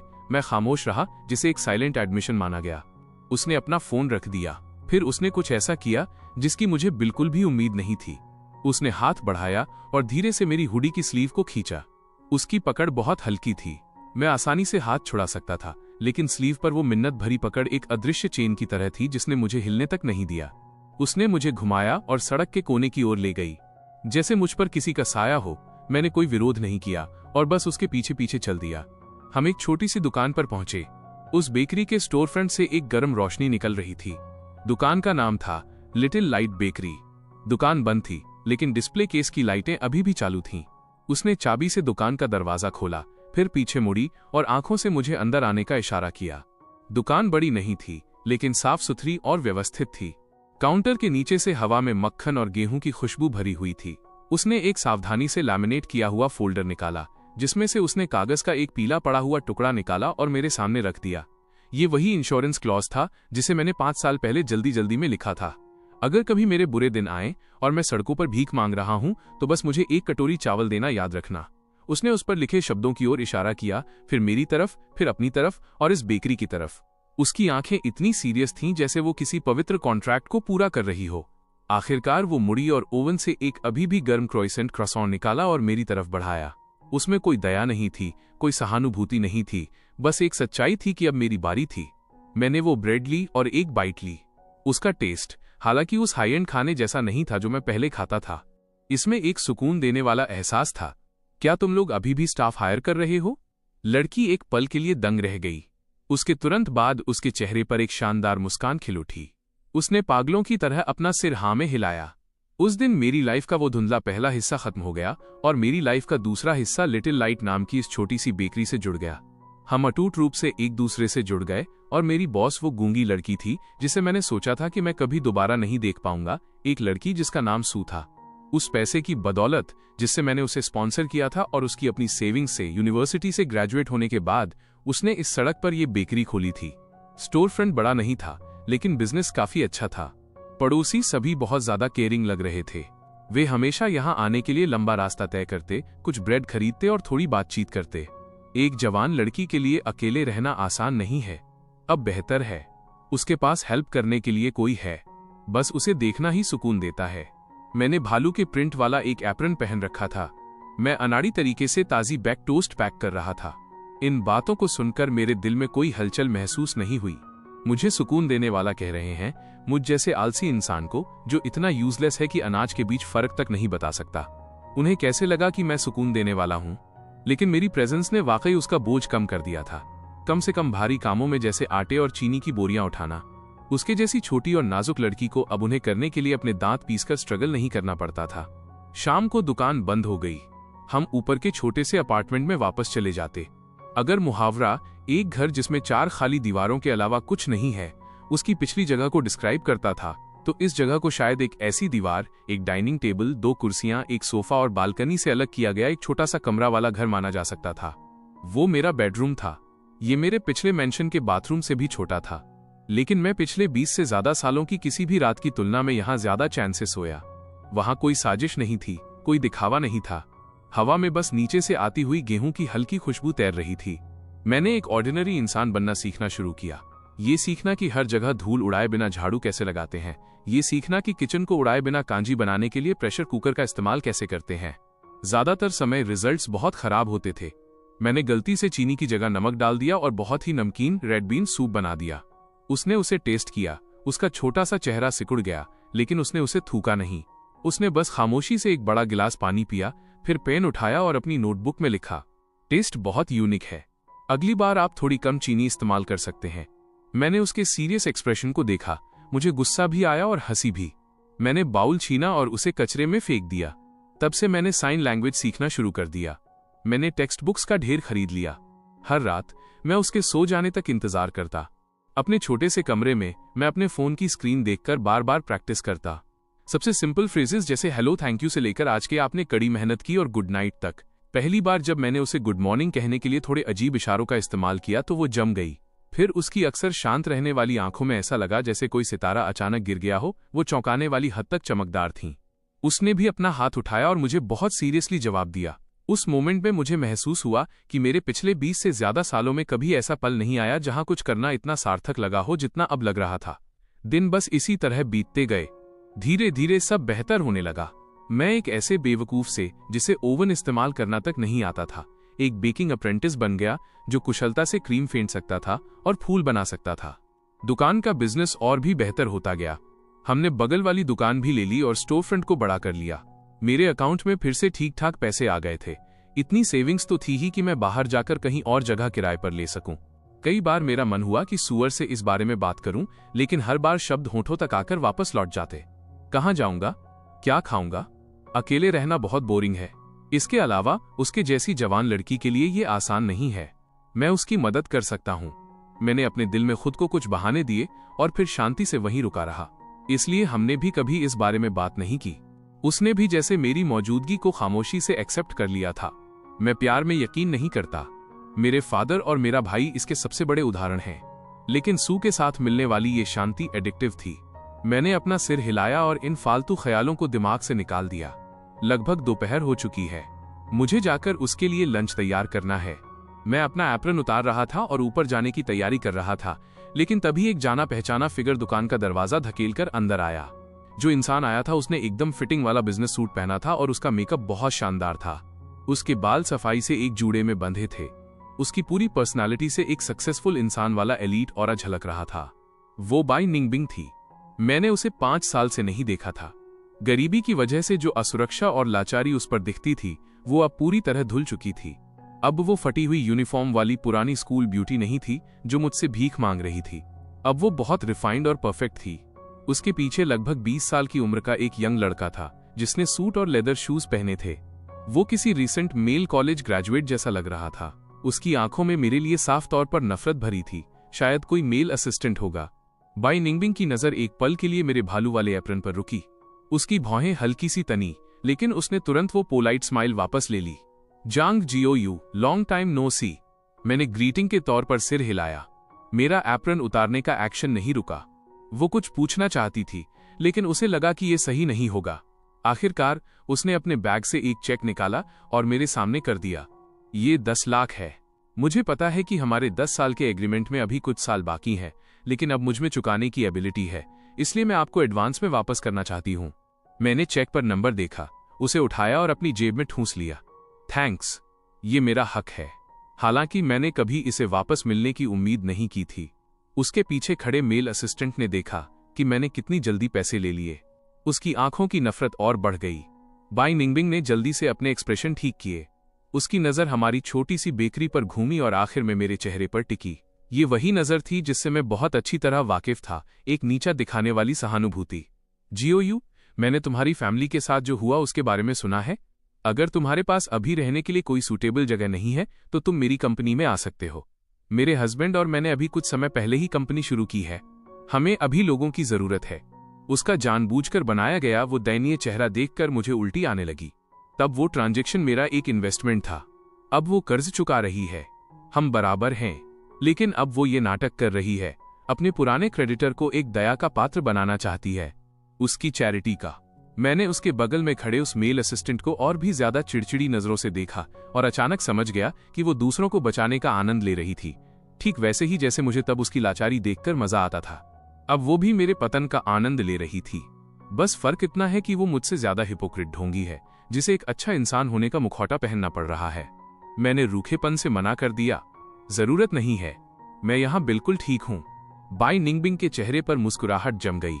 जियो यू, इतने चिड़चिड़े मत बनो। मुझे पता है कि तुम पहले कैसी लाइफ जीते थे। मैंने उसे बीच में ही टोक दिया। मेरी आवाज में अब साफ तौर पर इम्पेशंस, बेसब्री थी। मैंने कहा, मुझे इसकी जरूरत नहीं है। उसने आखिरकार जिद करना बंद कर दिया। उसके खूबसूरत चेहरे पर नाराजगी का एक निशान उभरा। ठीक है फिर, अगर तुमने फैसला कर ही लिया है तो मैं तुम्हें मजबूर नहीं करूंगी। जैसे ही वो मुड़ी, उसके पीछे खड़े मेल असिस्टेंट ने तुरंत एक कदम आगे बढ़ाया। बड़े ध्यान से उसने हाथ बढ़ाकर धीरे से उसकी बाह को सहारा दिया। बाई निंगबिंग ने भी नेचुरली अपना सिर झुकाया और उसे ऐसी मुस्कुराहट दी जिसे सिर्फ वे दोनों ही समझ सकते थे। इसी मोमेंट में मैंने कैजुअली अपना फोन उठाने का नाटक किया और खामोशी से उनकी दिशा में शटर बटन दबा दिया। एंगल बहुत अच्छा था। फोटो में मेल असिस्टेंट का हाथ लगभग उसकी कमर के पास था और उसके चेहरे पर वो मुस्कुराहट। जो भी इसे देखता उसे ये नहीं लगता कि ये किसी ऑर्डिनरी सबऑर्डिनेट मातहत के लिए दी गई मुस्कान है। मैंने अपना फोन उठाया और उनकी तरफ लहराया। ख्याल रखना, मैं तुम्हें बाहर तक छोड़ देता हूँ। फिर मैंने इंटरनेट पर उसके हस्बैंड का पब्लिक ईमेल एड्रेस ढूंढने में 2.5 मिनट लगाए। फिर मैंने गुमनाम तरीके से वो फोटो वहां भेज दी। ये सब करने के बाद मैंने सेंडिंग हिस्ट्री से वो फोटो डिलीट कर दी। मेरा मूड काफी हल्का हो गया। मैंने सुई के साथ खामोशी से लंच खत्म किया। मेरा दिमाग भी धीरे धीरे शांत हो गया। मैं काउंटर से टेक लगाकर सोचने लगा कि इस 10 लाख का इस्तेमाल कैसे किया जाए। उस पर लिखा नंबर इतना साफ था कि थोड़ा चकाचौंध कर रहा था। कितना समय हो गया है जब मैंने इतने सारे पैसे एक साथ देखे थे। कम से कम अब हमारी लाइफ इतनी तंगी में नहीं बीतेगी और वो नए इक्विपमेंट भी आ जाएंगे जिनके लिए सू हमेशा तरसती थी। मैं जितना इस बारे में सोचता उतना ही खुश होता जाता। मैंने कभी नहीं सोचा था कि 10 लाख इतने काम के हो सकते हैं। तभी दरवाजे की घंटी बजी। एक साफ लेकिन जानबूझकर कमजोर बनाई गई आवाज ने मेरे ख्यालों को तोड़ दिया। जियो। मैंने अपना सिर घुमाया और लू रुआन को देखा। ओह, आज काफी पुराने जानने वाले आ रहे हैं। अगर मुझे सही याद है तो तुम्हें कुछ काम है? मैं बिना किसी एक्सप्रेशन के काउंटर से टेक लगाकर खड़ा रहा। उसने अपने होंठ भींचे। उसकी चमकती आंखों में आंसू भरे थे। वो कुछ कहने की चाहत, लेकिन हिचकिचाहट वाला लुक मुझे बीमार महसूस करा रहा था। लू रुआन की आवाज में थोड़ी शिकायत थी। मैं तुमसे मिलना चाहती थी। सेकंड मिस लू, अब आप कौन सा नाटक कर रही हैं? मैं लगभग ठहाका मारकर हंस पड़ा। उसकी आंखें तुरंत लाल हो गईं जैसे उसके साथ बहुत बड़ा अन्याय हुआ हो। जियो, मुझे पता है कि मैं पहले बहुत बेवकूफ थी। मैंने कई गलत चीजें की। मुझे हमेशा लगता था कि मुझे एक जुनूनी और तूफानी प्यार पसंद है, लेकिन अब मैं समझ गई हूं, मैं जो सच में चाहती हूं वो बस एक स्टेबल फैमिली है। उसकी टोन सिंसियर थी। उसकी आंखें गहरी मोहब्बत से भरी थीं। उसने अपना सिर उठाया।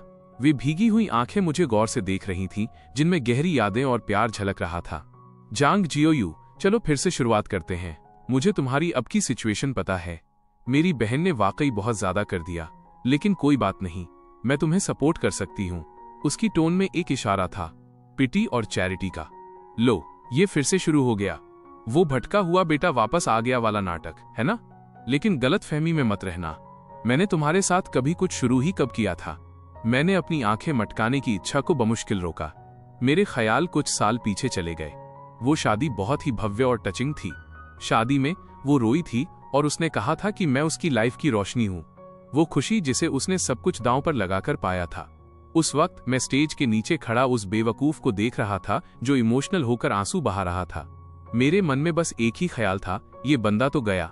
जैसा कि एक्सपेक्टेड था, शादी के 2 साल भी नहीं बीते थे कि लू रुआन इससे ऊब गई। जब जुनून फीका पड़ा और शादी डेली रूटीन में बदल गई तो वो नेचुरली बोर होने लगी। फिर सही समय पर एक ग्रीन टी लड़का सामने आ गया। किस्मत से वो बेचारा पूरी तरह यूजलेस नहीं था। उसने लू रुआन के खिलाफ सबूत अपने पास रखे थे क्योंकि वो अपनी थोड़ी बहुत इज्जत बचाना चाहता था। फिर वो गायब हो गया। आसमान के नीचे ऐसे इत्तेफाक नहीं होते। इसके पीछे जरूर मेरी सिस्टर इन लॉ लियू किंगशू का हाथ रहा होगा। अपने ख्यालों को वापस खींचते हुए मैंने अपने सामने खड़ी लू रुआन को देखा, जो अभी भी अपनी गहरी मोहब्बत का ड्रामा कर रही थी। मेरे होठों की मुस्कुराहट और गहरी हो गई। लू रुआन, क्या तुम्हें लगता है कि सारे मर्द बेवकूफ होते हैं? उसके चेहरे का एक्सप्रेशन जम गया। मैंने धीरे से कहना शुरू किया, तुम्हारे हस्बैंड का फ्यूनरल बहुत ही शानदार तरीके से हुआ था। मैंने न्यूज में देखा था। तुम पागलों की तरह रो रही थी। उसे सुनकर कलेजा फट जाता था और देखकर आंखों में आंसू आ जाते थे। बस दुख की बात यह है कि अगर मैं उस रात होटल के सामने नहीं होता और मैंने तुम्हारे जैसी दिखने वाली किसी लड़की को एक हैंडसम लड़के की बाहों में हाथ डाले लिफ्ट में जाते हुए नहीं देखा होता। लू रुआन का चेहरा तुरंत सफेद पड़ गया। ओह, सही कहा। लगता है वो हैंडसम लड़का ज्यादा देर तक खुश नहीं रह पाया। कुछ ही समय बाद उसने बिल्डिंग से कूदकर जान दे दी। लू रुआन, क्या तुम थकती नहीं हो? मैंने एक कदम आगे बढ़ाया, सीधे उसकी कांपती हुई पुतलियों में झांकते हुए। हर दिन एक मास्क पहनकर एक्टिंग करना, क्या तुम्हें इससे घिन नहीं आती? मैंने उसे पीछे हटने पर मजबूर कर दिया। आखिरकार वो दरवाजे के फ्रेम से जा टकराई। उसका पूरा शरीर पतझड़ की हवा में एक पत्ते की तरह कांप रहा था। तुम बकवास कर रहे हो। उसकी ऊपर से सख्त लेकिन अंदर से कमजोर दलील इतनी बेदम थी जैसे उसकी सांसें उखड़ रही हों। मुझे अब उसके साथ बकवास करने की जहमत नहीं उठानी थी। मुझे डर नहीं था कि वो मुझसे बदला लेगी। एक औरत जो सेंट बनने का रोल निभाने के लिए इतनी पागल हो, वो कभी खुद को आपा खोने या शर्म के मारे गुस्सा करने की इजाजत नहीं देगी। उसके लिए उसकी इमेज उसकी जान से ज्यादा कीमती थी। उसने वो मास्क इतने लंबे समय से पहन रखा था कि वो उसके चेहरे से चिपक गया था। उसे अब उतारा नहीं जा सकता था। दफा हो जाओ। वो ऐसे भागी जैसे उसे कोई माफी मिल गई हो और लड़खड़ाते हुए बाहर निकल गई। उसकी जाती हुई पीठ बहुत ही दयनीय लग रही थी। दुकान में आखिरकार फिर से शांति छा गई। मैंने राहत की एक लंबी सांस ली। ऐसा लगा जैसे पिछले 5 सालों में जमा हुई सारी बुरी किस्मत मैंने बाहर निकाल दी हो। सीढ़ियों से हल्के कदमों की आहट सुनाई दी। सुई नीचे आई। उसके हाथ में ताजे बने हुए मीठे सूप का एक बाउल था। वो मेरे पास आई और बाउल मेरी तरफ बढ़ा दिया। उसकी आंखों ने मुझसे पूछा कि क्या हुआ था। मैंने अपना सिर हिलाया, इशारा किया कि कुछ नहीं। सुई ने साइन लैंग्वेज में इशारा किया। उसके एक्सप्रेशन चिंता भरे थे। लेकिन तुम खुश नहीं लग रहे हो। मैंने उसकी साफ आंखों में देखा और मुस्कुराया। बाउल नीचे रखे बिना मैंने अपनी थोड़ी अजीब साइन लैंग्वेज का इस्तेमाल करते हुए इशारा किया। मैं बिल्कुल ठीक हूं, वो समझ गई। उसके चेहरे पर एक प्यारी सी मुस्कान खिल उठी। खिड़की से सूरज की रोशनी अंदर आ रही थी और हम पर पड़ रही थी। सुकून। उस दिन के बाद मैंने उस सर्कल के मामलों पर ध्यान देना बंद कर दिया और उनसे पूरी तरह से कांटेक्ट तोड़ लिया। अब मैं बस सू के साथ एक अच्छी लाइफ जीना चाहता हूँ, इस छोटी सी दुकान को चलाना चाहता हूँ और एक शांत जिंदगी बिताना चाहता हूँ। हर सुबह 5 बजे मैं उससे आधा घंटा पहले उठता था ताकि नीचे जाकर ब्रेड की डो का पहला बैच तैयार कर सकूं। जब वो नींद भरी आंखों के साथ नीचे आती तो किचन पहले से ही गेहूं की हल्की खुशबू से भरा होता था। गर्म पानी भी उबल चुका होता था। वो हमेशा पहले मुझे साइन लैंग्वेज में गुड मॉर्निंग कहती, फिर कुशलता से अपना एप्रन बांधती और आज की डेजर्ट्स बनाना शुरू कर देती। हम बहुत कम बोलते थे, लेकिन हमारा तालमेल और भी बेहतर होता जा रहा था। कभी कभी जब काम ज्यादा होता तो वो इतनी एंशियस हो जाती कि उसे पसीना आ जाता। मैं उसे एक गिलास बर्फ का पानी थमा देता। जब वो गिलास लेती तो उसकी उंगलियां कभी कभी मेरे हाथ के पिछले हिस्से से छू जाती। ठंडी, कोमल। मैंने उसकी सारी आदतों पर गौर करना शुरू कर दिया। अब उसे भी मेरे ख्यालों का अंदाजा लगाने की जरूरत नहीं पड़ती थी। लाइफ बहुत सैटिस्फाइंग थी। दिन में हम साथ मिलकर दुकान चलाते। शाम को वो मुझे और ज्यादा कॉम्प्लेक्स डेजर्ट्स बनाना सिखाती। कभी कभी हम बिना पेन और पेपर के पूरी शाम बातें कर सकते थे। यह समझदारी मुझे सुकून देती थी। मैंने एक सवाल पर गंभीरता से विचार करना शुरू किया। मैं उससे शादी करना चाहता हूं। मैं प्यार में यकीन नहीं करता, लेकिन मुझे यकीन होने लगा था कि कुछ लोग एक दूसरे के लिए ही बने होते हैं। मैं बस उसके साथ इसी तरह हमेशा रहना चाहता था। 3 महीने बाद मैंने उससे अपनी भावनाओं का इजहार किया और सच कहूं तो मैंने उसे प्रपोज किया। उस दिन उसका बर्थडे था। मैंने दुकान में उसके लिए चुपके से एक छोटा सा सरप्राइज तैयार किया। जब वो शाम को नीचे आई तो पूरी दुकान मोमबत्तियों से जगमगा रही थी। वो सीढ़ियों के ऊपर ही दंग रह गई और अपने हाथों से अपना मुंह ढक लिया। मैं उसके पास गया, एक घुटने के बल बैठा और एक डायमंड रिंग निकाली। सू वेई, मुझे सुंदर शब्द बोलना नहीं आता। मैं हमेशा के प्यार की कस्मों में भी यकीन नहीं करता, लेकिन मैं तुम्हारे साथ रहना चाहता हूँ और जब तक हम चल न सकें तब तक इस दुकान को चलाना चाहता हूँ।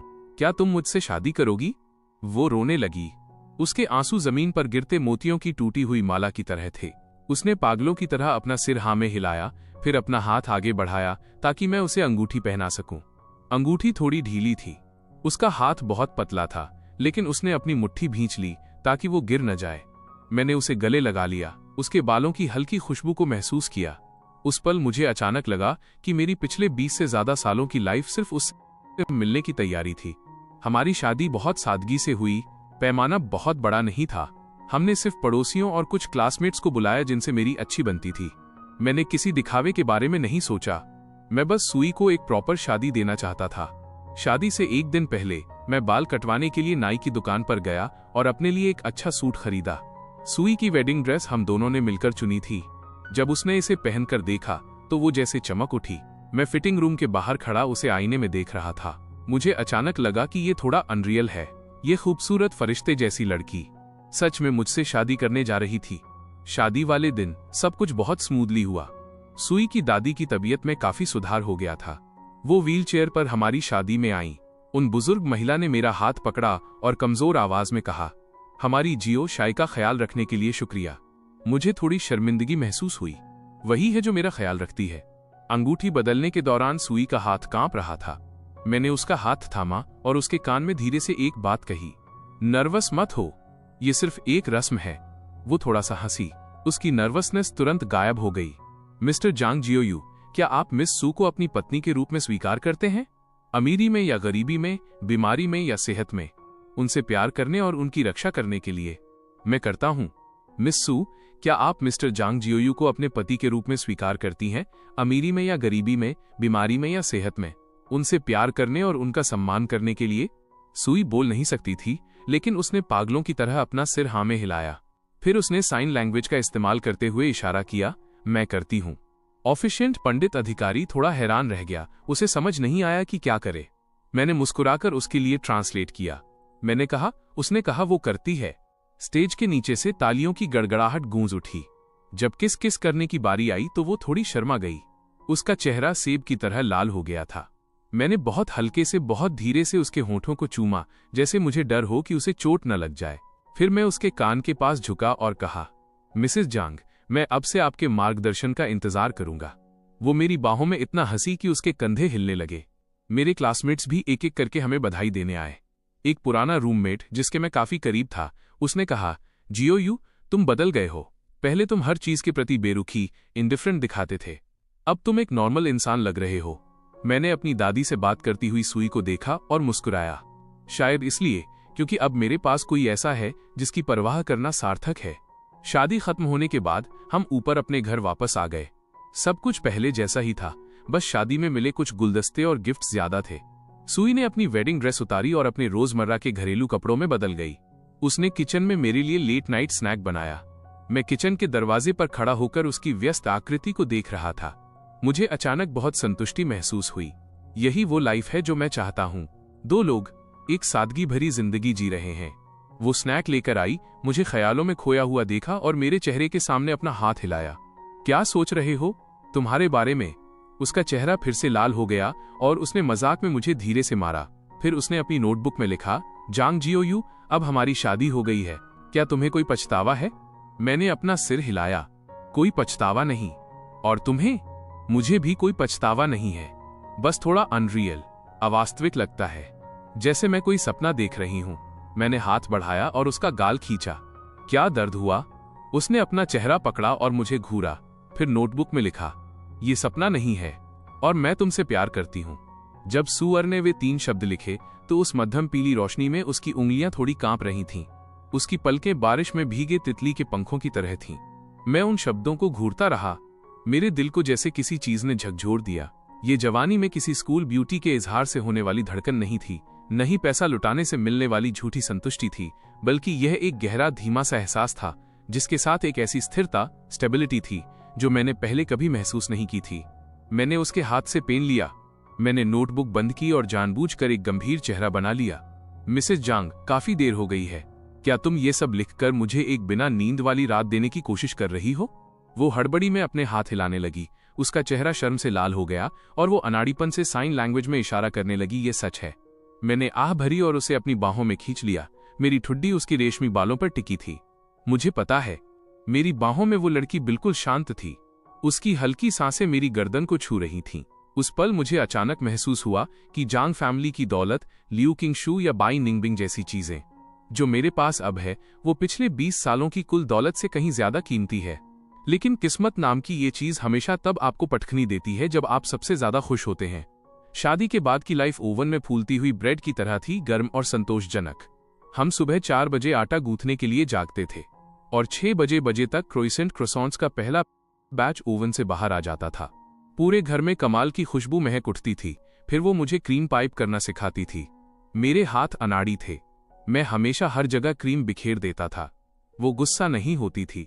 वो मेरा हाथ थामती और धीरे धीरे मेरा मार्गदर्शन करती। दोपहर में जब ग्राहक कम होते वो काउंटर पर ही झपकी ले लेती थी। कांच की खिड़की से सूरज की रोशनी छनकर आती और उसके चेहरे पर रोशनी की छोटी छोटी बूंदें बिखेर देती। मैं अक्सर उसे सोते हुए एकटक देखता रहता। ये लड़की इतनी मासूम कैसे हो सकती है, जैसे उसे इस कीचड़ भरी दुनिया ने कभी छुआ ही न हो। लेकिन कीचड़ आखिरकार उछलता ही है। एक बरसाती रात, दुकान बंद होने ही वाली थी।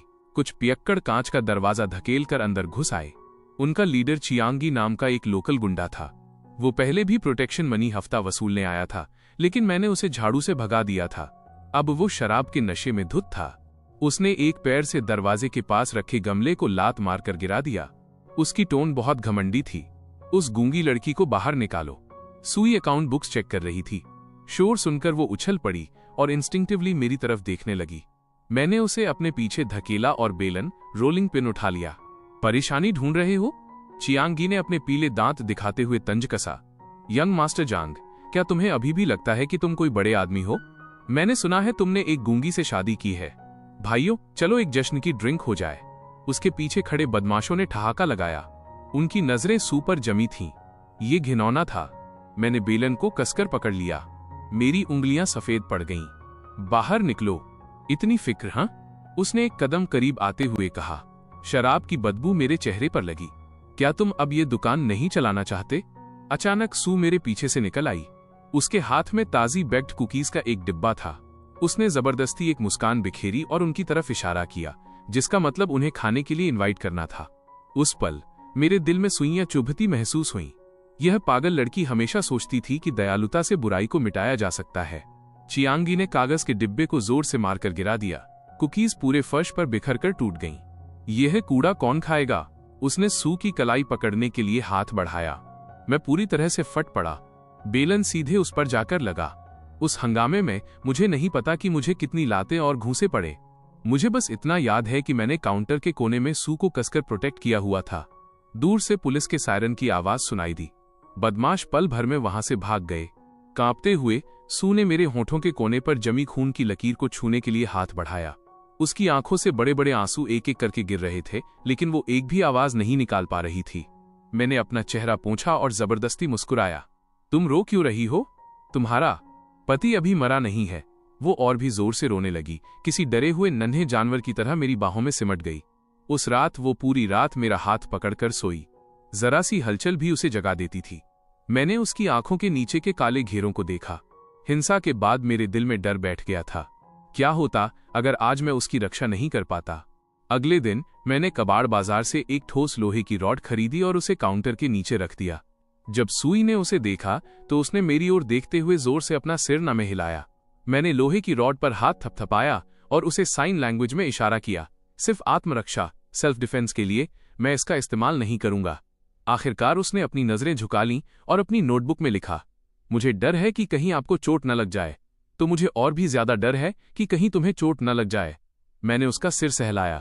सुई, अब मेरे पास जो कुछ भी है वो बस तुम ही हो। उसने नम आंखों से मेरी ओर देखा और अंत में धीरे से सिर हिलाया। शांति के दिन ज्यादा दिन नहीं टिके। लू रुयान किसी मंडराते हुए भूत की तरह फिर से सामने आ गई। इस बार वो दुकान के अंदर नहीं आई, बल्कि एक चमचमाती लाल स्पोर्ट्स कार चलाकर सड़क किनारे रुकी। सनग्लासेस ने उसका आधा चेहरा ढका हुआ था। उसने उंगली से मुझे अपनी ओर बुलाया। मैं आटे की बोरी उठा रहा था और मुझे उसकी कोई परवाह नहीं थी, इसलिए वो कार से बाहर निकली, कार के दरवाजे से टेक लगाकर खड़ी हुई और मुस्कुराई। जांग जियो यू, क्या तुम्हारी पत्नी जानती है कि तुमने बाई निंगबिंग की मदद कैसे की थी? उसकी टोन उकसाने वाली थी। मेरा हाथ फिसल गया। आटे की बोरी जोर से जमीन पर गिरी और सफेद धूल का गुबार उड़ गया। सुई ने शोर सुना और दुकान से बाहर दौड़कर आई, हमें शक भरी नजरों से देखने लगी। लू रुयान ने अपने सनग्लासेस उतारे और सुई की ओर साफ तौर पर नफरत भरी सहानुभूति से देखा। कितनी बेचारी है, तुम जैसे बेकार आदमी के साथ रह रही है जो एक ठीक ठाक शादी तक का खर्च नहीं उठा सकता। मैंने अपनी मुट्ठियां भींच लीं। मेरी नसें फड़कने लगीं। लू रुयान, अपना मुंह बंद करो। क्या हुआ? डर लग रहा है? तुम तब ऐसे नहीं थे जब उस स्कूल ब्यूटी ने तुमसे भीख मांगी थी। क्या तुम्हें चैरिटी दान का वो एहसास पसंद नहीं आया था? अब तुम इतने गहरे प्यार का ढोंग कर रहे हो। सुई लू रुयान की बातें नहीं समझ पा रही थी, लेकिन वह तनाव भरे माहौल को महसूस कर सकती थी।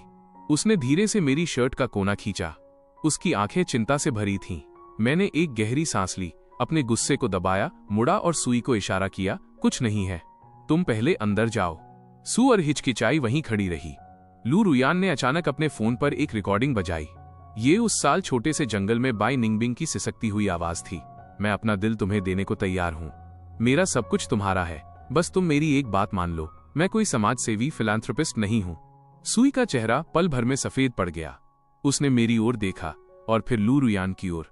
उसके होंठ कांप रहे थे, लेकिन वो कोई आवाज नहीं निकाल पा रही थी। लू रुयान ने बड़े गर्व से अपना फोन वापस रख लिया। छोटी बहन, क्या तुम्हें लगता है कि ये एक अच्छा इंसान है? उसने बाई निंगबिंग की मदद सिर्फ दूसरों की लाचारी का मजा लेने के लिए की थी। तुम्हारी मदद करना भी शायद इसकी कोई सनक रही होगी। तुम बकवास कर रही हो। मेरा कंट्रोल पूरी तरह खत्म हो गया। मैं फोन छीनने के लिए आगे झपटा। लू रुयान चीखी और कार में छिप गई, दरवाजा अंदर से लॉक कर लिया। स्पोर्ट्स कार धूल उड़ाते हुए तेजी से निकल गई। पीछे रह गए तो बस मैं और सुई। उसने अपना सिर झुका लिया। उसके कंधे हल्के से कांप रहे थे। मैंने उसे छूना चाहा, लेकिन उसने अनजाने में एक कदम पीछे खींच लिया। वो एक कदम पीछे हटना मेरे दिल में चाकू की तरह लगा। उस रात दुकान बंद करने के बाद अटारी अटैक का माहौल दम घोटने वाला था। सुई ने मेरी तरफ पीठ कर ली थी और वो बिस्तर ठीक कर रही थी। उसने एक बार भी मेरी तरफ नहीं देखा। मैंने उसे कंधों से पकड़ा और अपनी तरफ घूमने पर मजबूर किया। क्या तुम उस पर यकीन करती हो? सुई ने अपने होंठ भींचे, उसकी आंखें आंसुओं से भरी थीं। उसने अपनी नोटबुक में लिखा, क्या उसने जो कहा वो सच है? सच है, लेकिन पूरी तरह नहीं। मैंने अपना चेहरा पोंछा। मैंने उसे विस्तार से बताया कि कैसे उस साल मैंने बाई निंगबिंग को रिजेक्ट किया था और कैसे वो कॉन्ट्रैक्ट बना था। मैंने उसे बारीकी से सब बताया। सुई, मैं मानता हूं कि मैं कोई अच्छा इंसान नहीं हूं, लेकिन तुम्हारे साथ मैंने इसे कभी चैरिटी दान नहीं समझा। वो काफी देर तक खामोश रही, इतनी देर तक कि मुझे लगा वो मुझसे फिर कभी बात नहीं करेगी। आखिरकार उसने धीरे से इशारा करने के लिए अपना हाथ उठाया। मुझे डर लग रहा है। किस बात का? मुझे डर है कि एक दिन तुम मुझसे ऊब जाओगे और तुम्हें मेरी जरूरत नहीं रहेगी। उसकी उंगलियां कांप रही थीं। मेरे पास कुछ नहीं है, मेरे पास सिर्फ तुम हो। मेरा दिल बैठ गया। मैंने उसे कसकर अपनी बाहों में भींच लिया। पगली, वो मैं हूं जिसके पास सिर्फ तुम हो। उस रात हम एक दूसरे को थामे हुए सोए, जैसे दो घायल जानवर एक दूसरे के जख्म चाट रहे हों। लेकिन लू रुयान की बातें सुआर के दिल में एक कांटे की तरह चुभ गई थीं। वह संवेदनशील हो गई थी। अगर मैं घर आने में 10 मिनट भी लेट हो जाता तो वो बेचैन हो जाती। अगर कोई महिला ग्राहक मुझसे थोड़ी देर बात कर लेती तो वो चुपचाप वहां से चली जाती। मैंने इस पर गौर किया, लेकिन मुझे नहीं पता था कि इसे कैसे सुलझाया जाए। एक रात जब मेरी नींद खुली तो मैंने अपने बगल की जगह खाली पाई। सु बालकनी के एक कोने में दुबक कर चांदनी रात में खामोशी से रो रही थी। मैं उसके पास गया और उसे पीछे से गले लगा लिया। उसका शरीर पहले अकड़ा, फिर ढीला पड़ गया। उसने अपना चेहरा मेरे सीने में छिपा लिया। सुई, चलो मैं तुम्हें एक कहानी सुनाता हूँ। मैंने उसे अपने पिता, अपनी माँ, अपने भाई और लियू किंग शू के बारे में बताया। मैंने उसे उस परिवार के आलीशान मुखौटे के पीछे की सड़न के बारे में बताया। मैं पहले भावनाओं में यकीन नहीं करता था। मुझे लगता था कि सब कुछ बस फायदों का एक लेन देन है, लेकिन तुम अलग हो। मैंने धीरे से उसके आंसू पोंछे। तुम मुझे एहसास दिलाती हो कि जिंदगी में अभी भी कुछ इंसानियत बाकी है। उसने चांदनी में ऊपर देखा। उसकी आंखें पानी में डूबे काले कांच की तरह थीं। उसने धीरे से अपना हाथ उठाया और मेरी भौहों, मेरी आंखों, मेरी नाक की ढलान को छुआ और आखिर में मेरे होठों पर रुक गई। फिर वो करीब आई और मुझे बहुत हल्का सा चूमा। वो एक पवित्र चुंबन था जिसमें कोई वासना नहीं थी, जैसे हथेली पर पहली बर्फ गिरी हो। मैं दंग रह गया। फिर मैंने उसे रिस्पॉन्स दिया। उस चुंबन में कुछ बहुत खामोशी से पिघल गया। लू रुयान ने जो कांटा बोया था वो चुपचाप निकल गया। जिंदगी फिर से पटरी पर आ गई, लेकिन खतरा हमेशा साए की तरह मंडराता रहता था। एक दोपहर दुकान पर एक बिन बुलाया मेहमान आया। लियू किंग शू। 5 साल बीत चुके थे। वो और भी ज्यादा एलिगेंट और शालीन हो गई थी। उसकी कस्टम मेड पोशाक उस तंग बेकरी में पूरी तरह बेमेल लग रही थी। वो कोई बॉडीगार्ड साथ नहीं लाई थी। वो अकेली थी। जब उसकी नजर सू पर पड़ी तो उसमें एक ठंडी और बारीकी से परखने वाली झलक थी। क्या यही वो जिंदगी है जो तुमने चुनी है? ऐसी जगह पर रहना, एक गूंगी लड़की के साथ घर घर खेलना। मैंने सुई को अपने पीछे छिपा लिया। अगर तुम्हें कुछ कहना है तो कहो। फिर उसने एक कुर्सी ढूंढी और खुद ही बैठ गई। जियो यू, तुम अभी भी कितने नादान हो। मुझे हाल ही में तुम्हारी इस नन्ही पत्नी के बैकग्राउंड के बारे में कुछ दिलचस्प बातें पता चली हैं। सुई ने अचानक मेरा हाथ कसकर पकड़ लिया। लियू किंग शू ने शांति से अपना हैंडबैग खोला और एक पीली पड़ चुकी फोटो निकाली। उसने उसे हमारी तरफ सरकाया। फोटो में एक युवक और युवती थे। उस आदमी के फीचर्स कुछ हद तक, उस आदमी के नैन नक्श कुछ हद तक सु वेई से मिलते जुलते थे। वो औरत एक नवजात बच्चे को गोद में लिए हुए थी। तुम्हारी दादी ने तुम्हें कभी नहीं बताया, है ना? उसने सुई की ओर देखा। उसके होठों पर एक ठंडी मुस्कान खेल रही थी। तुम्हारे माता पिता बीमारी से नहीं मरे थे। वो एक कार एक्सीडेंट था और जिस व्यक्ति ने उन्हें टक्कर मारी थी उसका नाम जांग हाईशान था। जियो यू, वो तुम्हारे पिता थे। शराब पीकर गाड़ी चला रहे थे। हवा जैसे पल भर में जम गई। मेरा सिर चकराने लगा। मैं मुश्किल से खड़ा हो पा रहा था। सुई उस फोटो को एकटक देख रही थी। उसका चेहरा कागज की तरह सफेद पड़ गया था। लियू किंग शू खड़ी हुई और हमें नीची नजरों से देखने लगी। जांग जियो यू, तुम्हारे पिता ने उसके माता पिता को मार डाला और अब तुम इतना प्यार करने का नाटक कर रहे हो और उससे शादी कर ली। कितनी विडंबना है। चुप हो जाओ। मैं दहाड़ा, लेकिन मेरी आवाज कांप रही थी। लियू किंग शू सुई के कान के करीब झुकी और फुसफुसाते हुए कहा, छोटी बहन, अंदाजा लगाओ, क्या वो पछतावे के कारण तुम्हारे साथ इतना अच्छा है? इतना कहकर वो मुड़ी और ऐसे चली गई जैसे वो वहां कभी थी ही नहीं। पीछे छोड़ गई तो बस एक नर्क जैसी खामोशी। सुअर बेजान खड़ी थी, जैसे उसकी रूह निकाल ली गई हो। मैंने उसे छूने के लिए हाथ बढ़ाया, लेकिन वो पीछे हट गई जैसे उसे बिजली का झटका लगा हो। उसकी आंखें खाली और दूर थीं। सुअर, मुझे समझाने दो। सुअर ने अचानक मुझे धक्का दे दिया। वह ऊपर की ओर भागी और धड़ाम से अटारी एटिक का दरवाजा अंदर से लॉक कर लिया। मैं उसके पीछे भागा, पागलों की तरह दरवाजा खटखटाया। अंदर से कोई जवाब नहीं आया। थोड़ी देर बाद दरवाजे के नीचे से कागज का एक टुकड़ा सरकाया गया। उस पर बस कुछ कांपते हुए शब्द लिखे थे, मुझे कुछ समय के लिए अकेला छोड़ दो। उस रात मैं सुबह तक दरवाजे के बाहर बैठा रहा। कमरे से कोई आवाज नहीं आ रही थी, लेकिन मैं जानता था कि वो भी सो नहीं रही है। दूसरे दिन सुई दुकान खोलने के लिए नीचे नहीं आई। मैंने दलिया बनाया और ऊपर ले गया, पर देखा कि दरवाजा अभी भी बंद है। तीसरा दिन, चौथा दिन, सब वैसा ही था। उसने खुद को कमरे में बंद कर लिया था। न कुछ खा रही थी, न पी रही थी। लियू किंगशू ने जो बम छोड़ा था, उसने उस छोटी सी दुनिया को लगभग पूरी तरह तबाह कर दिया था जिसे हमने अभी अभी बनाया था। उन दिनों जब सुई ने खुद को अटारी में बंद कर रखा था, मैं उस छोटी सी दुकान में पिंजरे में बंद जानवर की तरह इधर उधर टहल रहा था। फर्श पर आटे की बोरियां बिखरी पड़ी थीं। बेकिंग ट्रे पर दिनों पुराने जले हुए कुकीज रखे थे। हवा में निराशा की खट्टी गंध भरी थी। अनगिनत बार मेरा मन हुआ कि ऊपर जाऊं और उस कमजोर दरवाजे को तोड़ दूं, लेकिन हर बार जब मैं दरवाजे की दरार के नीचे वो मुझे अकेला छोड़ दो वाला नोट देखता, जिसकी हैंडराइटिंग और भी डगमगाती जा रही थी, तो मेरा उठा हुआ हाथ बेबस होकर गिर जाता। मुझे डर था कि मेरा करीब जाना शायद वो आखिरी तिनका साबित होगा जो उसे पूरी तरह तोड़ देगा। बेबसी का ये एहसास उस साल अपनी फैमिली के पतन का सामना करने से भी बदतर था। तब कम से कम मैं गुस्सा कर सकता था, गाली दे सकता था, अपना बैग पैक करके जा सकता था, लेकिन अब मेरे पास गुस्सा होने का हक भी नहीं था। उस गुनहगार का खून मेरी रगों में दौड़ रहा था। लियू किंगशू ने मेरी सबसे कमजोर डिफेंस लाइन को पूरी तरह ढूंढ लिया था। एक बार और सब बिखर गया। 5वीं रात को देर गए अटारी से एक दबी हुई सिसकी सुनाई दी, जैसे किसी छोटे जानवर के कराहने की आवाज हो। उसके तुरंत बाद किसी भारी चीज के जमीन पर गिरने की तेज आवाज आई। मेरा दिल बैठ गया। मैंने किसी और चीज की परवाह नहीं की और स्पेयर चाबी का इस्तेमाल करके दरवाजा तोड़ दिया। मैंने सुई को बेड के पास गिरा हुआ पाया। उसका चेहरा राख जैसा हो गया था। उसके होंठ सूखे और फटे हुए थे। उसके पास पानी का एक गिरा हुआ गिलास था। ऐसा लग रहा था कि वो पानी पीना चाहती थी, लेकिन उसमें उतनी ताकत भी नहीं बची थी। कई दिनों तक न खाने के कारण, न खाने पीने की वजह से उसका शरीर अपनी सीमा तक पहुंच गया था। मैं तेजी से आगे बढ़ा और उसे गोद में उठा लिया। वो पंख जैसी हल्की लग रही थी, जैसे किसी भी पल ओझल हो जाएगी। सू, मैंने उसका चेहरा थपथपाया। मेरी आवाज इतनी कांप रही थी कि मैं शब्द भी नहीं बना पा रहा था। उसकी पलकें धीरे से फड़फड़ाईं और एक दरार की तरह खुली। उसकी खाली नजरें मेरे चेहरे पर पड़ीं, बिल्कुल दिशाहीन। उस पल मैं बुरी तरह डर गया कि वो बस ऐसे ही चली जाएगी। डर था कि मुझे प्रायश्चित करने का मौका भी नहीं मिलेगा। मैं पागलों की तरह नीचे भागा, दलिया गरम किया और थोड़ा गुनगुना पानी बनाया।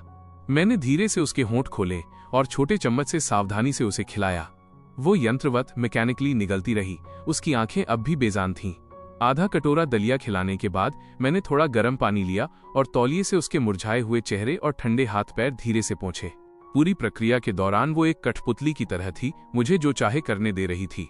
केवल उसकी आंखों के कोने से बीच बीच में लुढ़कते आंसू ही इस बात का सबूत थे कि वो अब भी जीवित है। मैंने उसे बिस्तर में ठीक से लिटाया और उसके बगल में लेट गया। कंबल के ऊपर से ही उसे कसकर पकड़ लिया।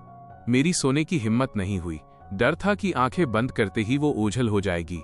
सू, मैंने उसके कान में फुसफुसाया, मुझे पता है तुम मुझे सुन सकती हो। तुम मुझसे नफरत कर सकती हो। तुम मुझे दोष दे सकती हो। जो चाहो वो करो, लेकिन तुम मर नहीं सकती। अगर तुम मर गई तो मैं क्या करूंगा? मैं जांग जियोयू 20 से ज्यादा सालों तक जिया हूं।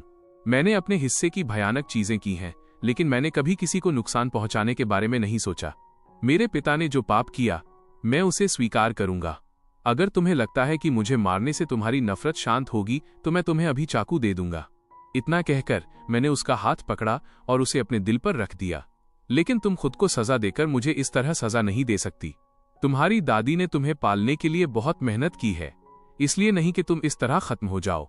क्या तुम्हें वो क्रोइसेंट याद है जो तुमने मुझे दिया था? वो मेरी जिंदगी की सबसे कड़वी और सबसे मीठी चीज थी जो मैंने कभी खाई थी। मेरे पतन की वजह से कड़वी, तुम्हारी वजह से मीठी। इस दुकान का नाम लिटिल लाइट है। तुमने ही इसे रोशन किया था। अगर तुम चली गई तो ये रोशनी बुझ जाएगी। मेरी दुनिया वाकई अंधेरे में डूब जाएगी। मुझे नहीं पता कि मैं कितनी देर तक बोलता रहा, जब तक कि मेरा गला सूखकर दर्द नहीं करने लगा। मेरी बाहों में मौजूद वह शरीर ठंडा ही रहा। अगली सुबह मैं उसके लिए कुछ खाने बनाने के लिए उठने ही वाला था कि एक ठंडे हाथ ने मेरी आस्तीन को धीरे से खींचा। मैं तेजी से मुड़ा और उसकी नजरों से मिला। हालांकि आंखें अब भी लाल और सूजी हुई थीं, लेकिन उनमें रोशनी की एक हल्की सी किरण थी। उसने मेरी ओर देखा। उसके होंठ बिना किसी आवाज के कांप रहे थे, लेकिन उसके मुंह से धुंधला सा पानी शब्द बना। मैं पानी लेने के लिए लगभग भागा। मेरे हाथ इतने कांप रहे थे कि मैंने आधा पानी गिरा दिया। उसे कुछ घूंट पानी पिलाने के बाद वो मेरे सीने से लग गई और अपनी आंखें बंद कर लीं। उसकी आंख के कोने से एक आंसू लुढ़का, लेकिन इस बार ये वैसी बेबस निराशा वाली खामोशी नहीं थी, बल्कि इसमें एक थकी हुई कमजोरी का एहसास था। ये एहसास कि वो मुझे अपने करीब आने दे रही है, मुझे लगभग खुशी से रुला देने वाला था। उसके बाद के दिन धीरे धीरे और मुश्किल से ठीक होने वाली प्रक्रिया के थे। सुई की सेहत धीरे धीरे सुधर गई, लेकिन उसके दिल का जख्म भरने से बहुत दूर था। वो असामान्य रूप से शांत हो गई, पहले से भी ज्यादा खामोश। वो अब भी मेरे साथ दुकान चलाती थी, लेकिन उसकी हर हरकत धीमी थी। वो अक्सर आटे के कटोरे को एकटक देखती रहती। रात में वो अब भी अचानक चौंक कर जाग जाती और ठंडे पसीने में तरबतर होती। मैं उसे अपनी बाहों में थाम लेता और मैं उसके दिल की बेतहाशा धड़कन महसूस कर सकता था। अब उसने मुझसे कम्युनिकेट करने के लिए अपनी नोटबुक का इस्तेमाल करना बंद कर दिया था। जब उसे कभी कुछ जाहिर करने की जरूरत होती तो वो केवल साधारण इशारों का सहारा लेती। मैं जानता था कि वो कांटा अभी भी उसके दिल में गहराई से चुभा हुआ है। लियू किंगशू के शब्द जहर की तरह थे, जो उसे और हमारे बीच के भावनाओं के भरोसे को अंदर ही अंदर खत्म कर रहे थे। वो अनजाने में मेरे स्पर्श से बचने लगी थी। अगर मैं उसकी थाली में खाना परोसता तो वो उसे स्वीकार करने से पहले एक पल के लिए जम जाती। रात में अगर मैं सोते समय उसे गले लगाना चाहता तो वो बेरुखी से दूसरी तरफ मुड़ जाती। यह जानबूझकर बनाई गई दूरी किसी भी बहस से ज्यादा दम घोटने वाली थी। मैं समझ सकता था कि वो संघर्ष कर रही है। हमारे बीच की हर चीज, मेरी मदद, मेरे प्रपोजल को फिर से परख रही है। क्या मेरा सारा प्यार एक पिता के देर से जागे हुए पछतावे से उपजा था? एक ऐसा पछतावा जिसका भुगतान बेटा कर रहा था। मोड़ एक दोपहर को आया। एक बुजुर्ग महिला जो अक्सर होल व्हीट ब्रेड खरीदने आती थी, उसने कांपते हुए हमें एक मोटा लिफाफा थमाया। उसने कहा कि ये खास कुकीज हैं जो उसके बेटे ने विदेश से भेजी हैं और वो सामान्य रूप से हमारा ख्याल रखने के लिए हमें धन्यवाद देने पर जोर दे रही थी। सुई ने मना कर दिया, लेकिन कृपया इसे स्वीकार करें बेटा, आप और आपके पति अच्छे लोग हैं। आजकल ऐसे ईमानदार बिजनेस वाले लोग कम ही मिलते हैं। आप दोनों को अच्छे से रहना चाहिए। बुजुर्ग महिला ने सुई का हाथ थामते हुए बड़बड़ाया। बुजुर्ग महिला के जाने के बाद सुई कुकीज का डिब्बा पकड़े काफी देर तक काउंटर के पीछे खड़ी रही। खिड़की से आती धूप उसकी झुकी हुई पलकों पर चमक रही थी। मैं दूर से देख रहा था। उसे डिस्टर्ब करने की हिम्मत नहीं हुई। अचानक वो मुड़ी और मेरे पास आई। उसने मुझे कुकीज का डिब्बा थमाया, फिर कोने में रखे पुराने स्टोरेज बॉक्स की ओर इशारा किया। अंदर हमारी शादी की कुछ तस्वीरें और वो फटी हुई नोटबुक थी जिसे उसने सहेज कर रखा था। वही नोटबुक जिसमें मैंने उस साल उसकी इंश्योरेंस पॉलिसी की शर्तें लिखी थीं। मैं एक पल के लिए रुका, फिर समझ गया कि उसका क्या मतलब है। मैं पास गया, डिब्बे के नीचे से नोटबुक निकाली, उसकी धूल झाड़ी और उसे थमा दी। उसने नोटबुक ली, आखिरी खाली पेज खोला, पेन लिया और लिखना शुरू किया। उसका हाथ अभी भी थोड़ा कांप रहा था, लेकिन उसके अक्षर बहुत धीमे और बहुत दृढ़ थे। मैंने अपने माता पिता का सपना देखा। वे एक बहुत ही रोशनी वाली जगह पर थे, मेरी ओर देख मुस्कुरा रहे थे। वे तुम्हें दोष देते नहीं लग रहे थे। यहां तक लिखने के बाद वो काफी देर तक रुकी। स्याही कागज पर एक छोटे बिंदु की तरह फैल गई। फिर उसने लिखना जारी रखा। मैं सोच रही थी, अगर तुम पछतावे की वजह से मेरे साथ अच्छे थे, तो जब मैं ब्रेड चुरा रही थी तब तुम्हारी आंखों में केवल झुंझलाहट क्यों थी और दया क्यों नहीं थी? तुमने बस एक फोन कॉल किया था, जैसे किसी मुसीबत से पीछा छुड़ाना चाहते हो। क्यों? जब मैंने तुमसे शादी के लिए हाँ कहा था, तो तुम्हारे कान लाल होने से पहले तुम इतनी देर तक सुन्न क्यों रह गए थे? उसने ऊपर देखा। उसकी आंसू भरी आंखें मेरी ओर देख रही थीं। उसकी आंखों में गहरी उलझन और उम्मीद की एक हल्की किरण थी। वो मुझ पर सवाल नहीं उठा रही थी, बल्कि मुझसे एक जवाब चाहती थी। एक ऐसा जवाब जो उसे इस दुस्वप्न, नाइटमेयर से निकलने में मदद कर सके। मैंने उसकी ओर देखा। मेरा दिल ऐसा महसूस कर रहा था जैसे उसे बहुत कोमलता से थाम लिया गया हो। मैंने पेन लिया और एक एक अक्षर करके लिखा। उसके शब्दों के नीचे, सू, मैं कोई अच्छा इंसान नहीं हूं। जब मैंने तुम्हारी मदद की थी तो मैंने ज्यादा कुछ नहीं सोचा था। शायद उस दिन मेरा मूड अच्छा था। शायद मैं बस कोई झंझट नहीं चाहता था। जब मैंने तुमसे शादी की थी तब मैंने साफ तौर पर नहीं सोचा था कि ये प्यार है या नहीं। मुझे बस तुम्हारे साथ बहुत सुकून महसूस होता था, थकान नहीं होती थी। लेकिन अब सब साफ है। मैं तुम्हें रोते हुए नहीं देख सकता। मैं तुम्हें दूसरों के हाथों प्रताड़ित होते हुए नहीं देख सकता। जब तुम्हें दर्द होता है तो मेरा मन करता है कि वो सारा दर्द मैं ले लूं। इसका इस बात से कोई लेना देना नहीं है कि मेरे पिता कौन है। इसका लेना देना सिर्फ इस बात से है कि तुम सू हो। अगर मुझे पछतावे के बारे में कुछ कहना ही है तो मुझे सिर्फ इस बात का पछतावा है कि मैं तुमसे पहले क्यों नहीं मिला, तुम्हें इतना कष्ट क्यों सहने दिया, और मैं तुम्हारी ठीक से रक्षा नहीं कर पाया, जिससे मेरी वजह से तुम्हें फिर से दुख झेलना पड़ा। मैंने पेन उसे वापस थमा दिया। उसने मेरे शब्द देखे और उसके आंसू और भी तेजी से बहने लगे, लेकिन उसके होठों के कोने हल्के से ऊपर की ओर मुड़े। वो एक ऐसी मुस्कान थी जो रोने से भी ज्यादा दर्दनाक लग रही थी, लेकिन वो मेरे द्वारा देखी गई सबसे खूबसूरत अभिव्यक्ति थी। उसने पेन लिया और मेरे शब्दों के बाद 3 और शब्द मजबूती से लिखे, मुझे तुम पर यकीन है। फिर उसने पेन रख दिया और खुद आगे बढ़कर धीरे से मेरी उंगलियों को थाम लिया। उसकी उंगलियां अभी भी ठंडी थीं, लेकिन उस मजबूत पकड़ ने मेरे दिल के सारे अंधेरे को तुरंत दूर कर दिया। उस रात उसने आखिरकार मेरी तरफ पीठ करके सोना बंद कर दिया। वो मेरी बाहों में ऐसे सिमट गई जैसे कोई नन्हा पंछी आखिरकार अपने घोंसले में पहुंच गया हो। उसकी सांसें स्थिर और लंबी थीं। मैं उसकी सांसों को सुनता रहा। मुझे महसूस हुआ कि ये दुनिया का सबसे सुंदर संगीत है। हम जानते थे कि जख्म अभी भी वहां था। शायद वो हमेशा रहेगा, लेकिन कम से कम हम उसके साथ जीना सीख रहे थे। और चूंकि हम इस बोझ को साथ मिलकर उठा रहे थे, हमारा रिश्ता और भी मजबूत हो गया। इस शहर को छोड़ने का फैसला कुछ दिनों बाद लिया गया। ये पूरी तरह से लियू किंगशू के खतरे की वजह से नहीं था, बल्कि ज्यादातर इसलिए था क्योंकि हम माहौल बदलना चाहते थे। एक ऐसी जगह जहां अतीत की परछाइयां न हों, ताकि हम सच में नई शुरुआत कर सकें। इसलिए हमने जरा भी संकोच नहीं किया। उसके लिए जहां मैं था वही घर था। हमने लिटिल लाइट बेकरी बेच दी, अपना सामान पैक किया और दक्षिण की ओर जाने की तैयारी की।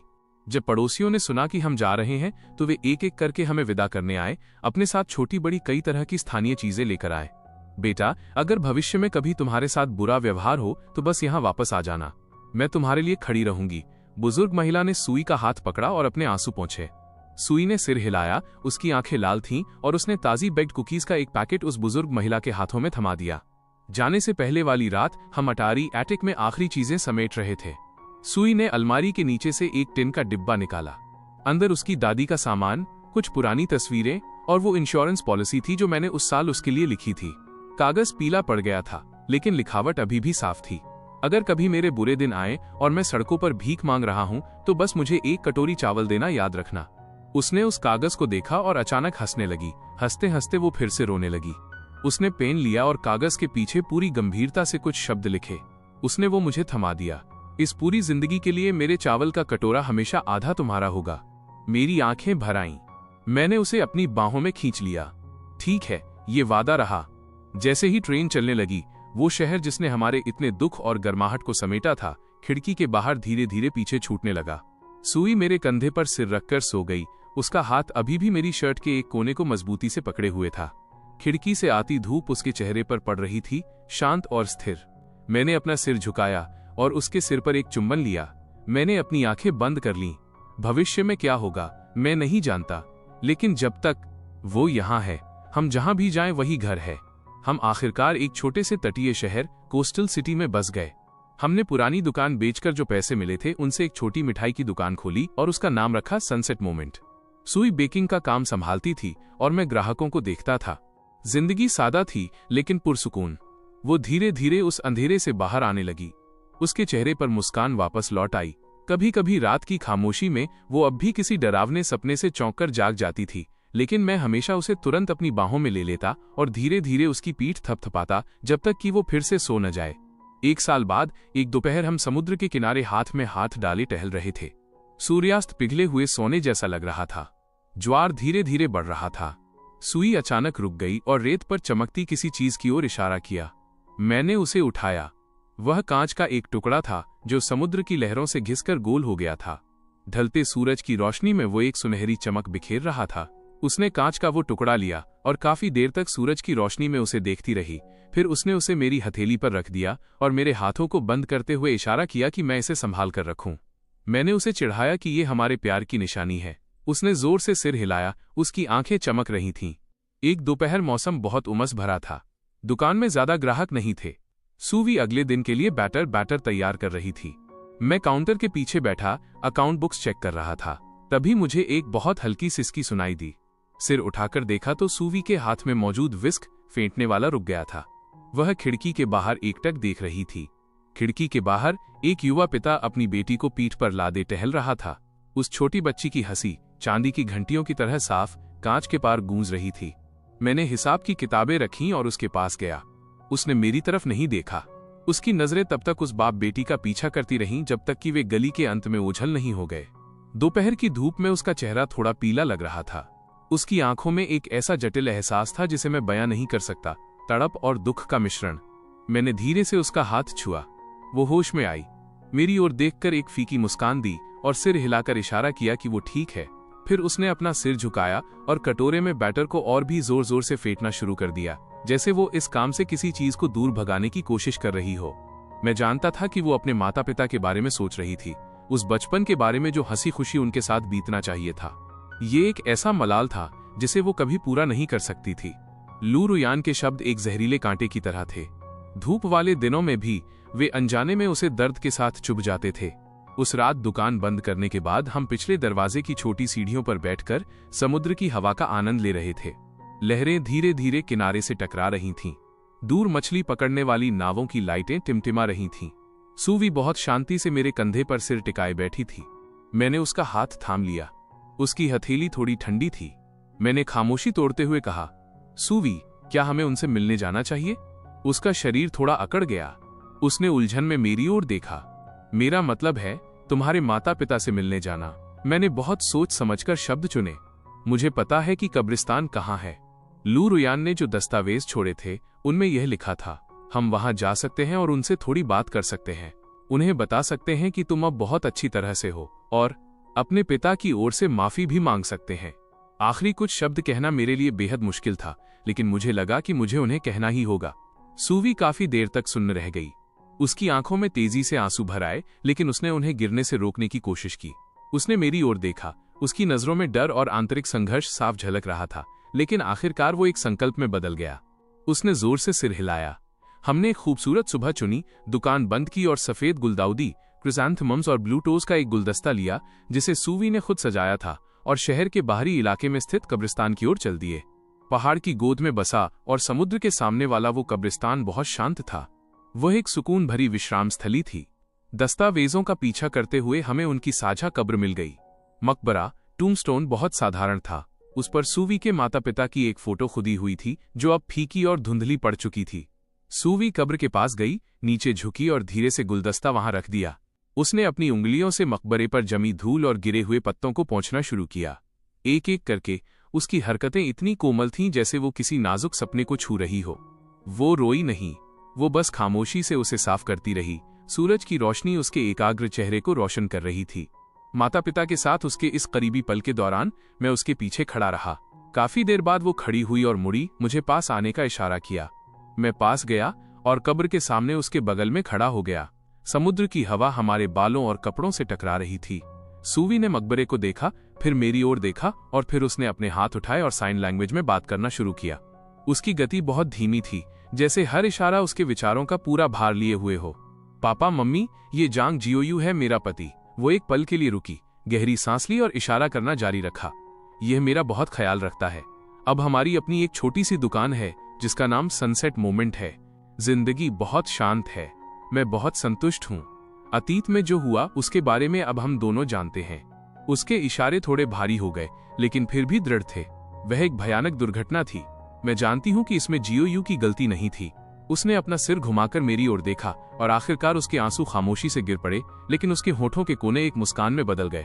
उसने मकबरे की ओर इशारा करना जारी रखा, इसलिए कृपया उसे दोष मत देना और मेरी चिंता मत करना। मैं अब बहुत खुश हूँ। उसे अपने माता पिता से मेरा परिचय कराने के लिए साइन लैंग्वेज का इस्तेमाल करते हुए देखना, मेरा बचाव करना और उन्हें अपनी खुशी के बारे में बताना। ये देखकर मेरा गला भर आया और मेरी आंखें गर्म हो गईं। मैंने हाथ बढ़ाकर उसका दूसरा हाथ कसकर दबाया। मैं मकबरे की ओर मुड़ा और गहराई से झुककर प्रणाम किया। सीधा होने के बाद मैंने मकबरे पर लगी उस फीकी फोटो की ओर देखा और पूरी गंभीरता से कहा, अंकल आंटी, मैं जांग जियोयू हूँ। मुझे खेद है और आपका शुक्रिया। सूवी को इस दुनिया में लाने के लिए शुक्रिया। कृपया निश्चिंत रहें। जब तक मैं जिंदा हूँ, मैं उसे अब और कष्ट नहीं होने दूंगा। मैं उसे प्रोटेक्ट करने के लिए अपना सब कुछ लगा दूंगा। मैं बहुत धीरे बोला। हर शब्द मेरे दिल की गहराई से निकल रहा था। मैं जानता था कि जुबानी वादे हल्के होते हैं, लेकिन यही एक चीज थी जो मैं कर सकता था। श्रद्धांजलि देने के बाद हम हाथ में हाथ डाले कब्रिस्तान की ढलान की ओर चल दिए। वापसी के रास्ते में सूवी विशेष रूप से तनाव मुक्त, रिलीव्ड लग रही थी, जैसे कोई बोझ जो बोझ वो सालों से ढो रही थी वो अब उतर चुका था। उसने तो सड़क किनारे खिले जंगली फूलों की ओर भी बड़े उत्साह से इशारा किया और मुझे साइन लैंग्वेज में बताया कि हम उन फूलों की पत्तियों और तनों का इस्तेमाल नेचुरल कलर बनाने के लिए कर सकते हैं। तब से मैंने सूवी में एक सूक्ष्म बदलाव महसूस किया। उसकी आंखों में जो हल्की सी उदासी रहती थी वो अब काफी हद तक फीकी पड़ चुकी थी। उसकी मुस्कान और भी उज्ज्वल और शांत हो गई थी। उसने हमारे भविष्य की प्लानिंग में और भी एक्टिव होना शुरू कर दिया, जैसे दुकान के सामने किस तरह के फूल लगाने चाहिए, या जब हमारे पास पर्याप्त पैसे जमा हो जाएंगे तो क्या हमें दुकान बढ़ाने के लिए बगल वाली यूनिट किराए पर लेनी चाहिए। उसने तो यहां तक इशारा किया। मैं जानता था कि कब्रिस्तान की वो यात्रा न केवल उसके माता पिता के लिए एक सुकून थी, बल्कि हम दोनों के लिए अतीत को औपचारिक रूप से विदाई देने जैसा था। हम उस त्रासदी को नहीं बदल सकते थे जो घट चुकी थी, लेकिन हम ये चुन सकते थे कि भविष्य का सामना कैसे करना है।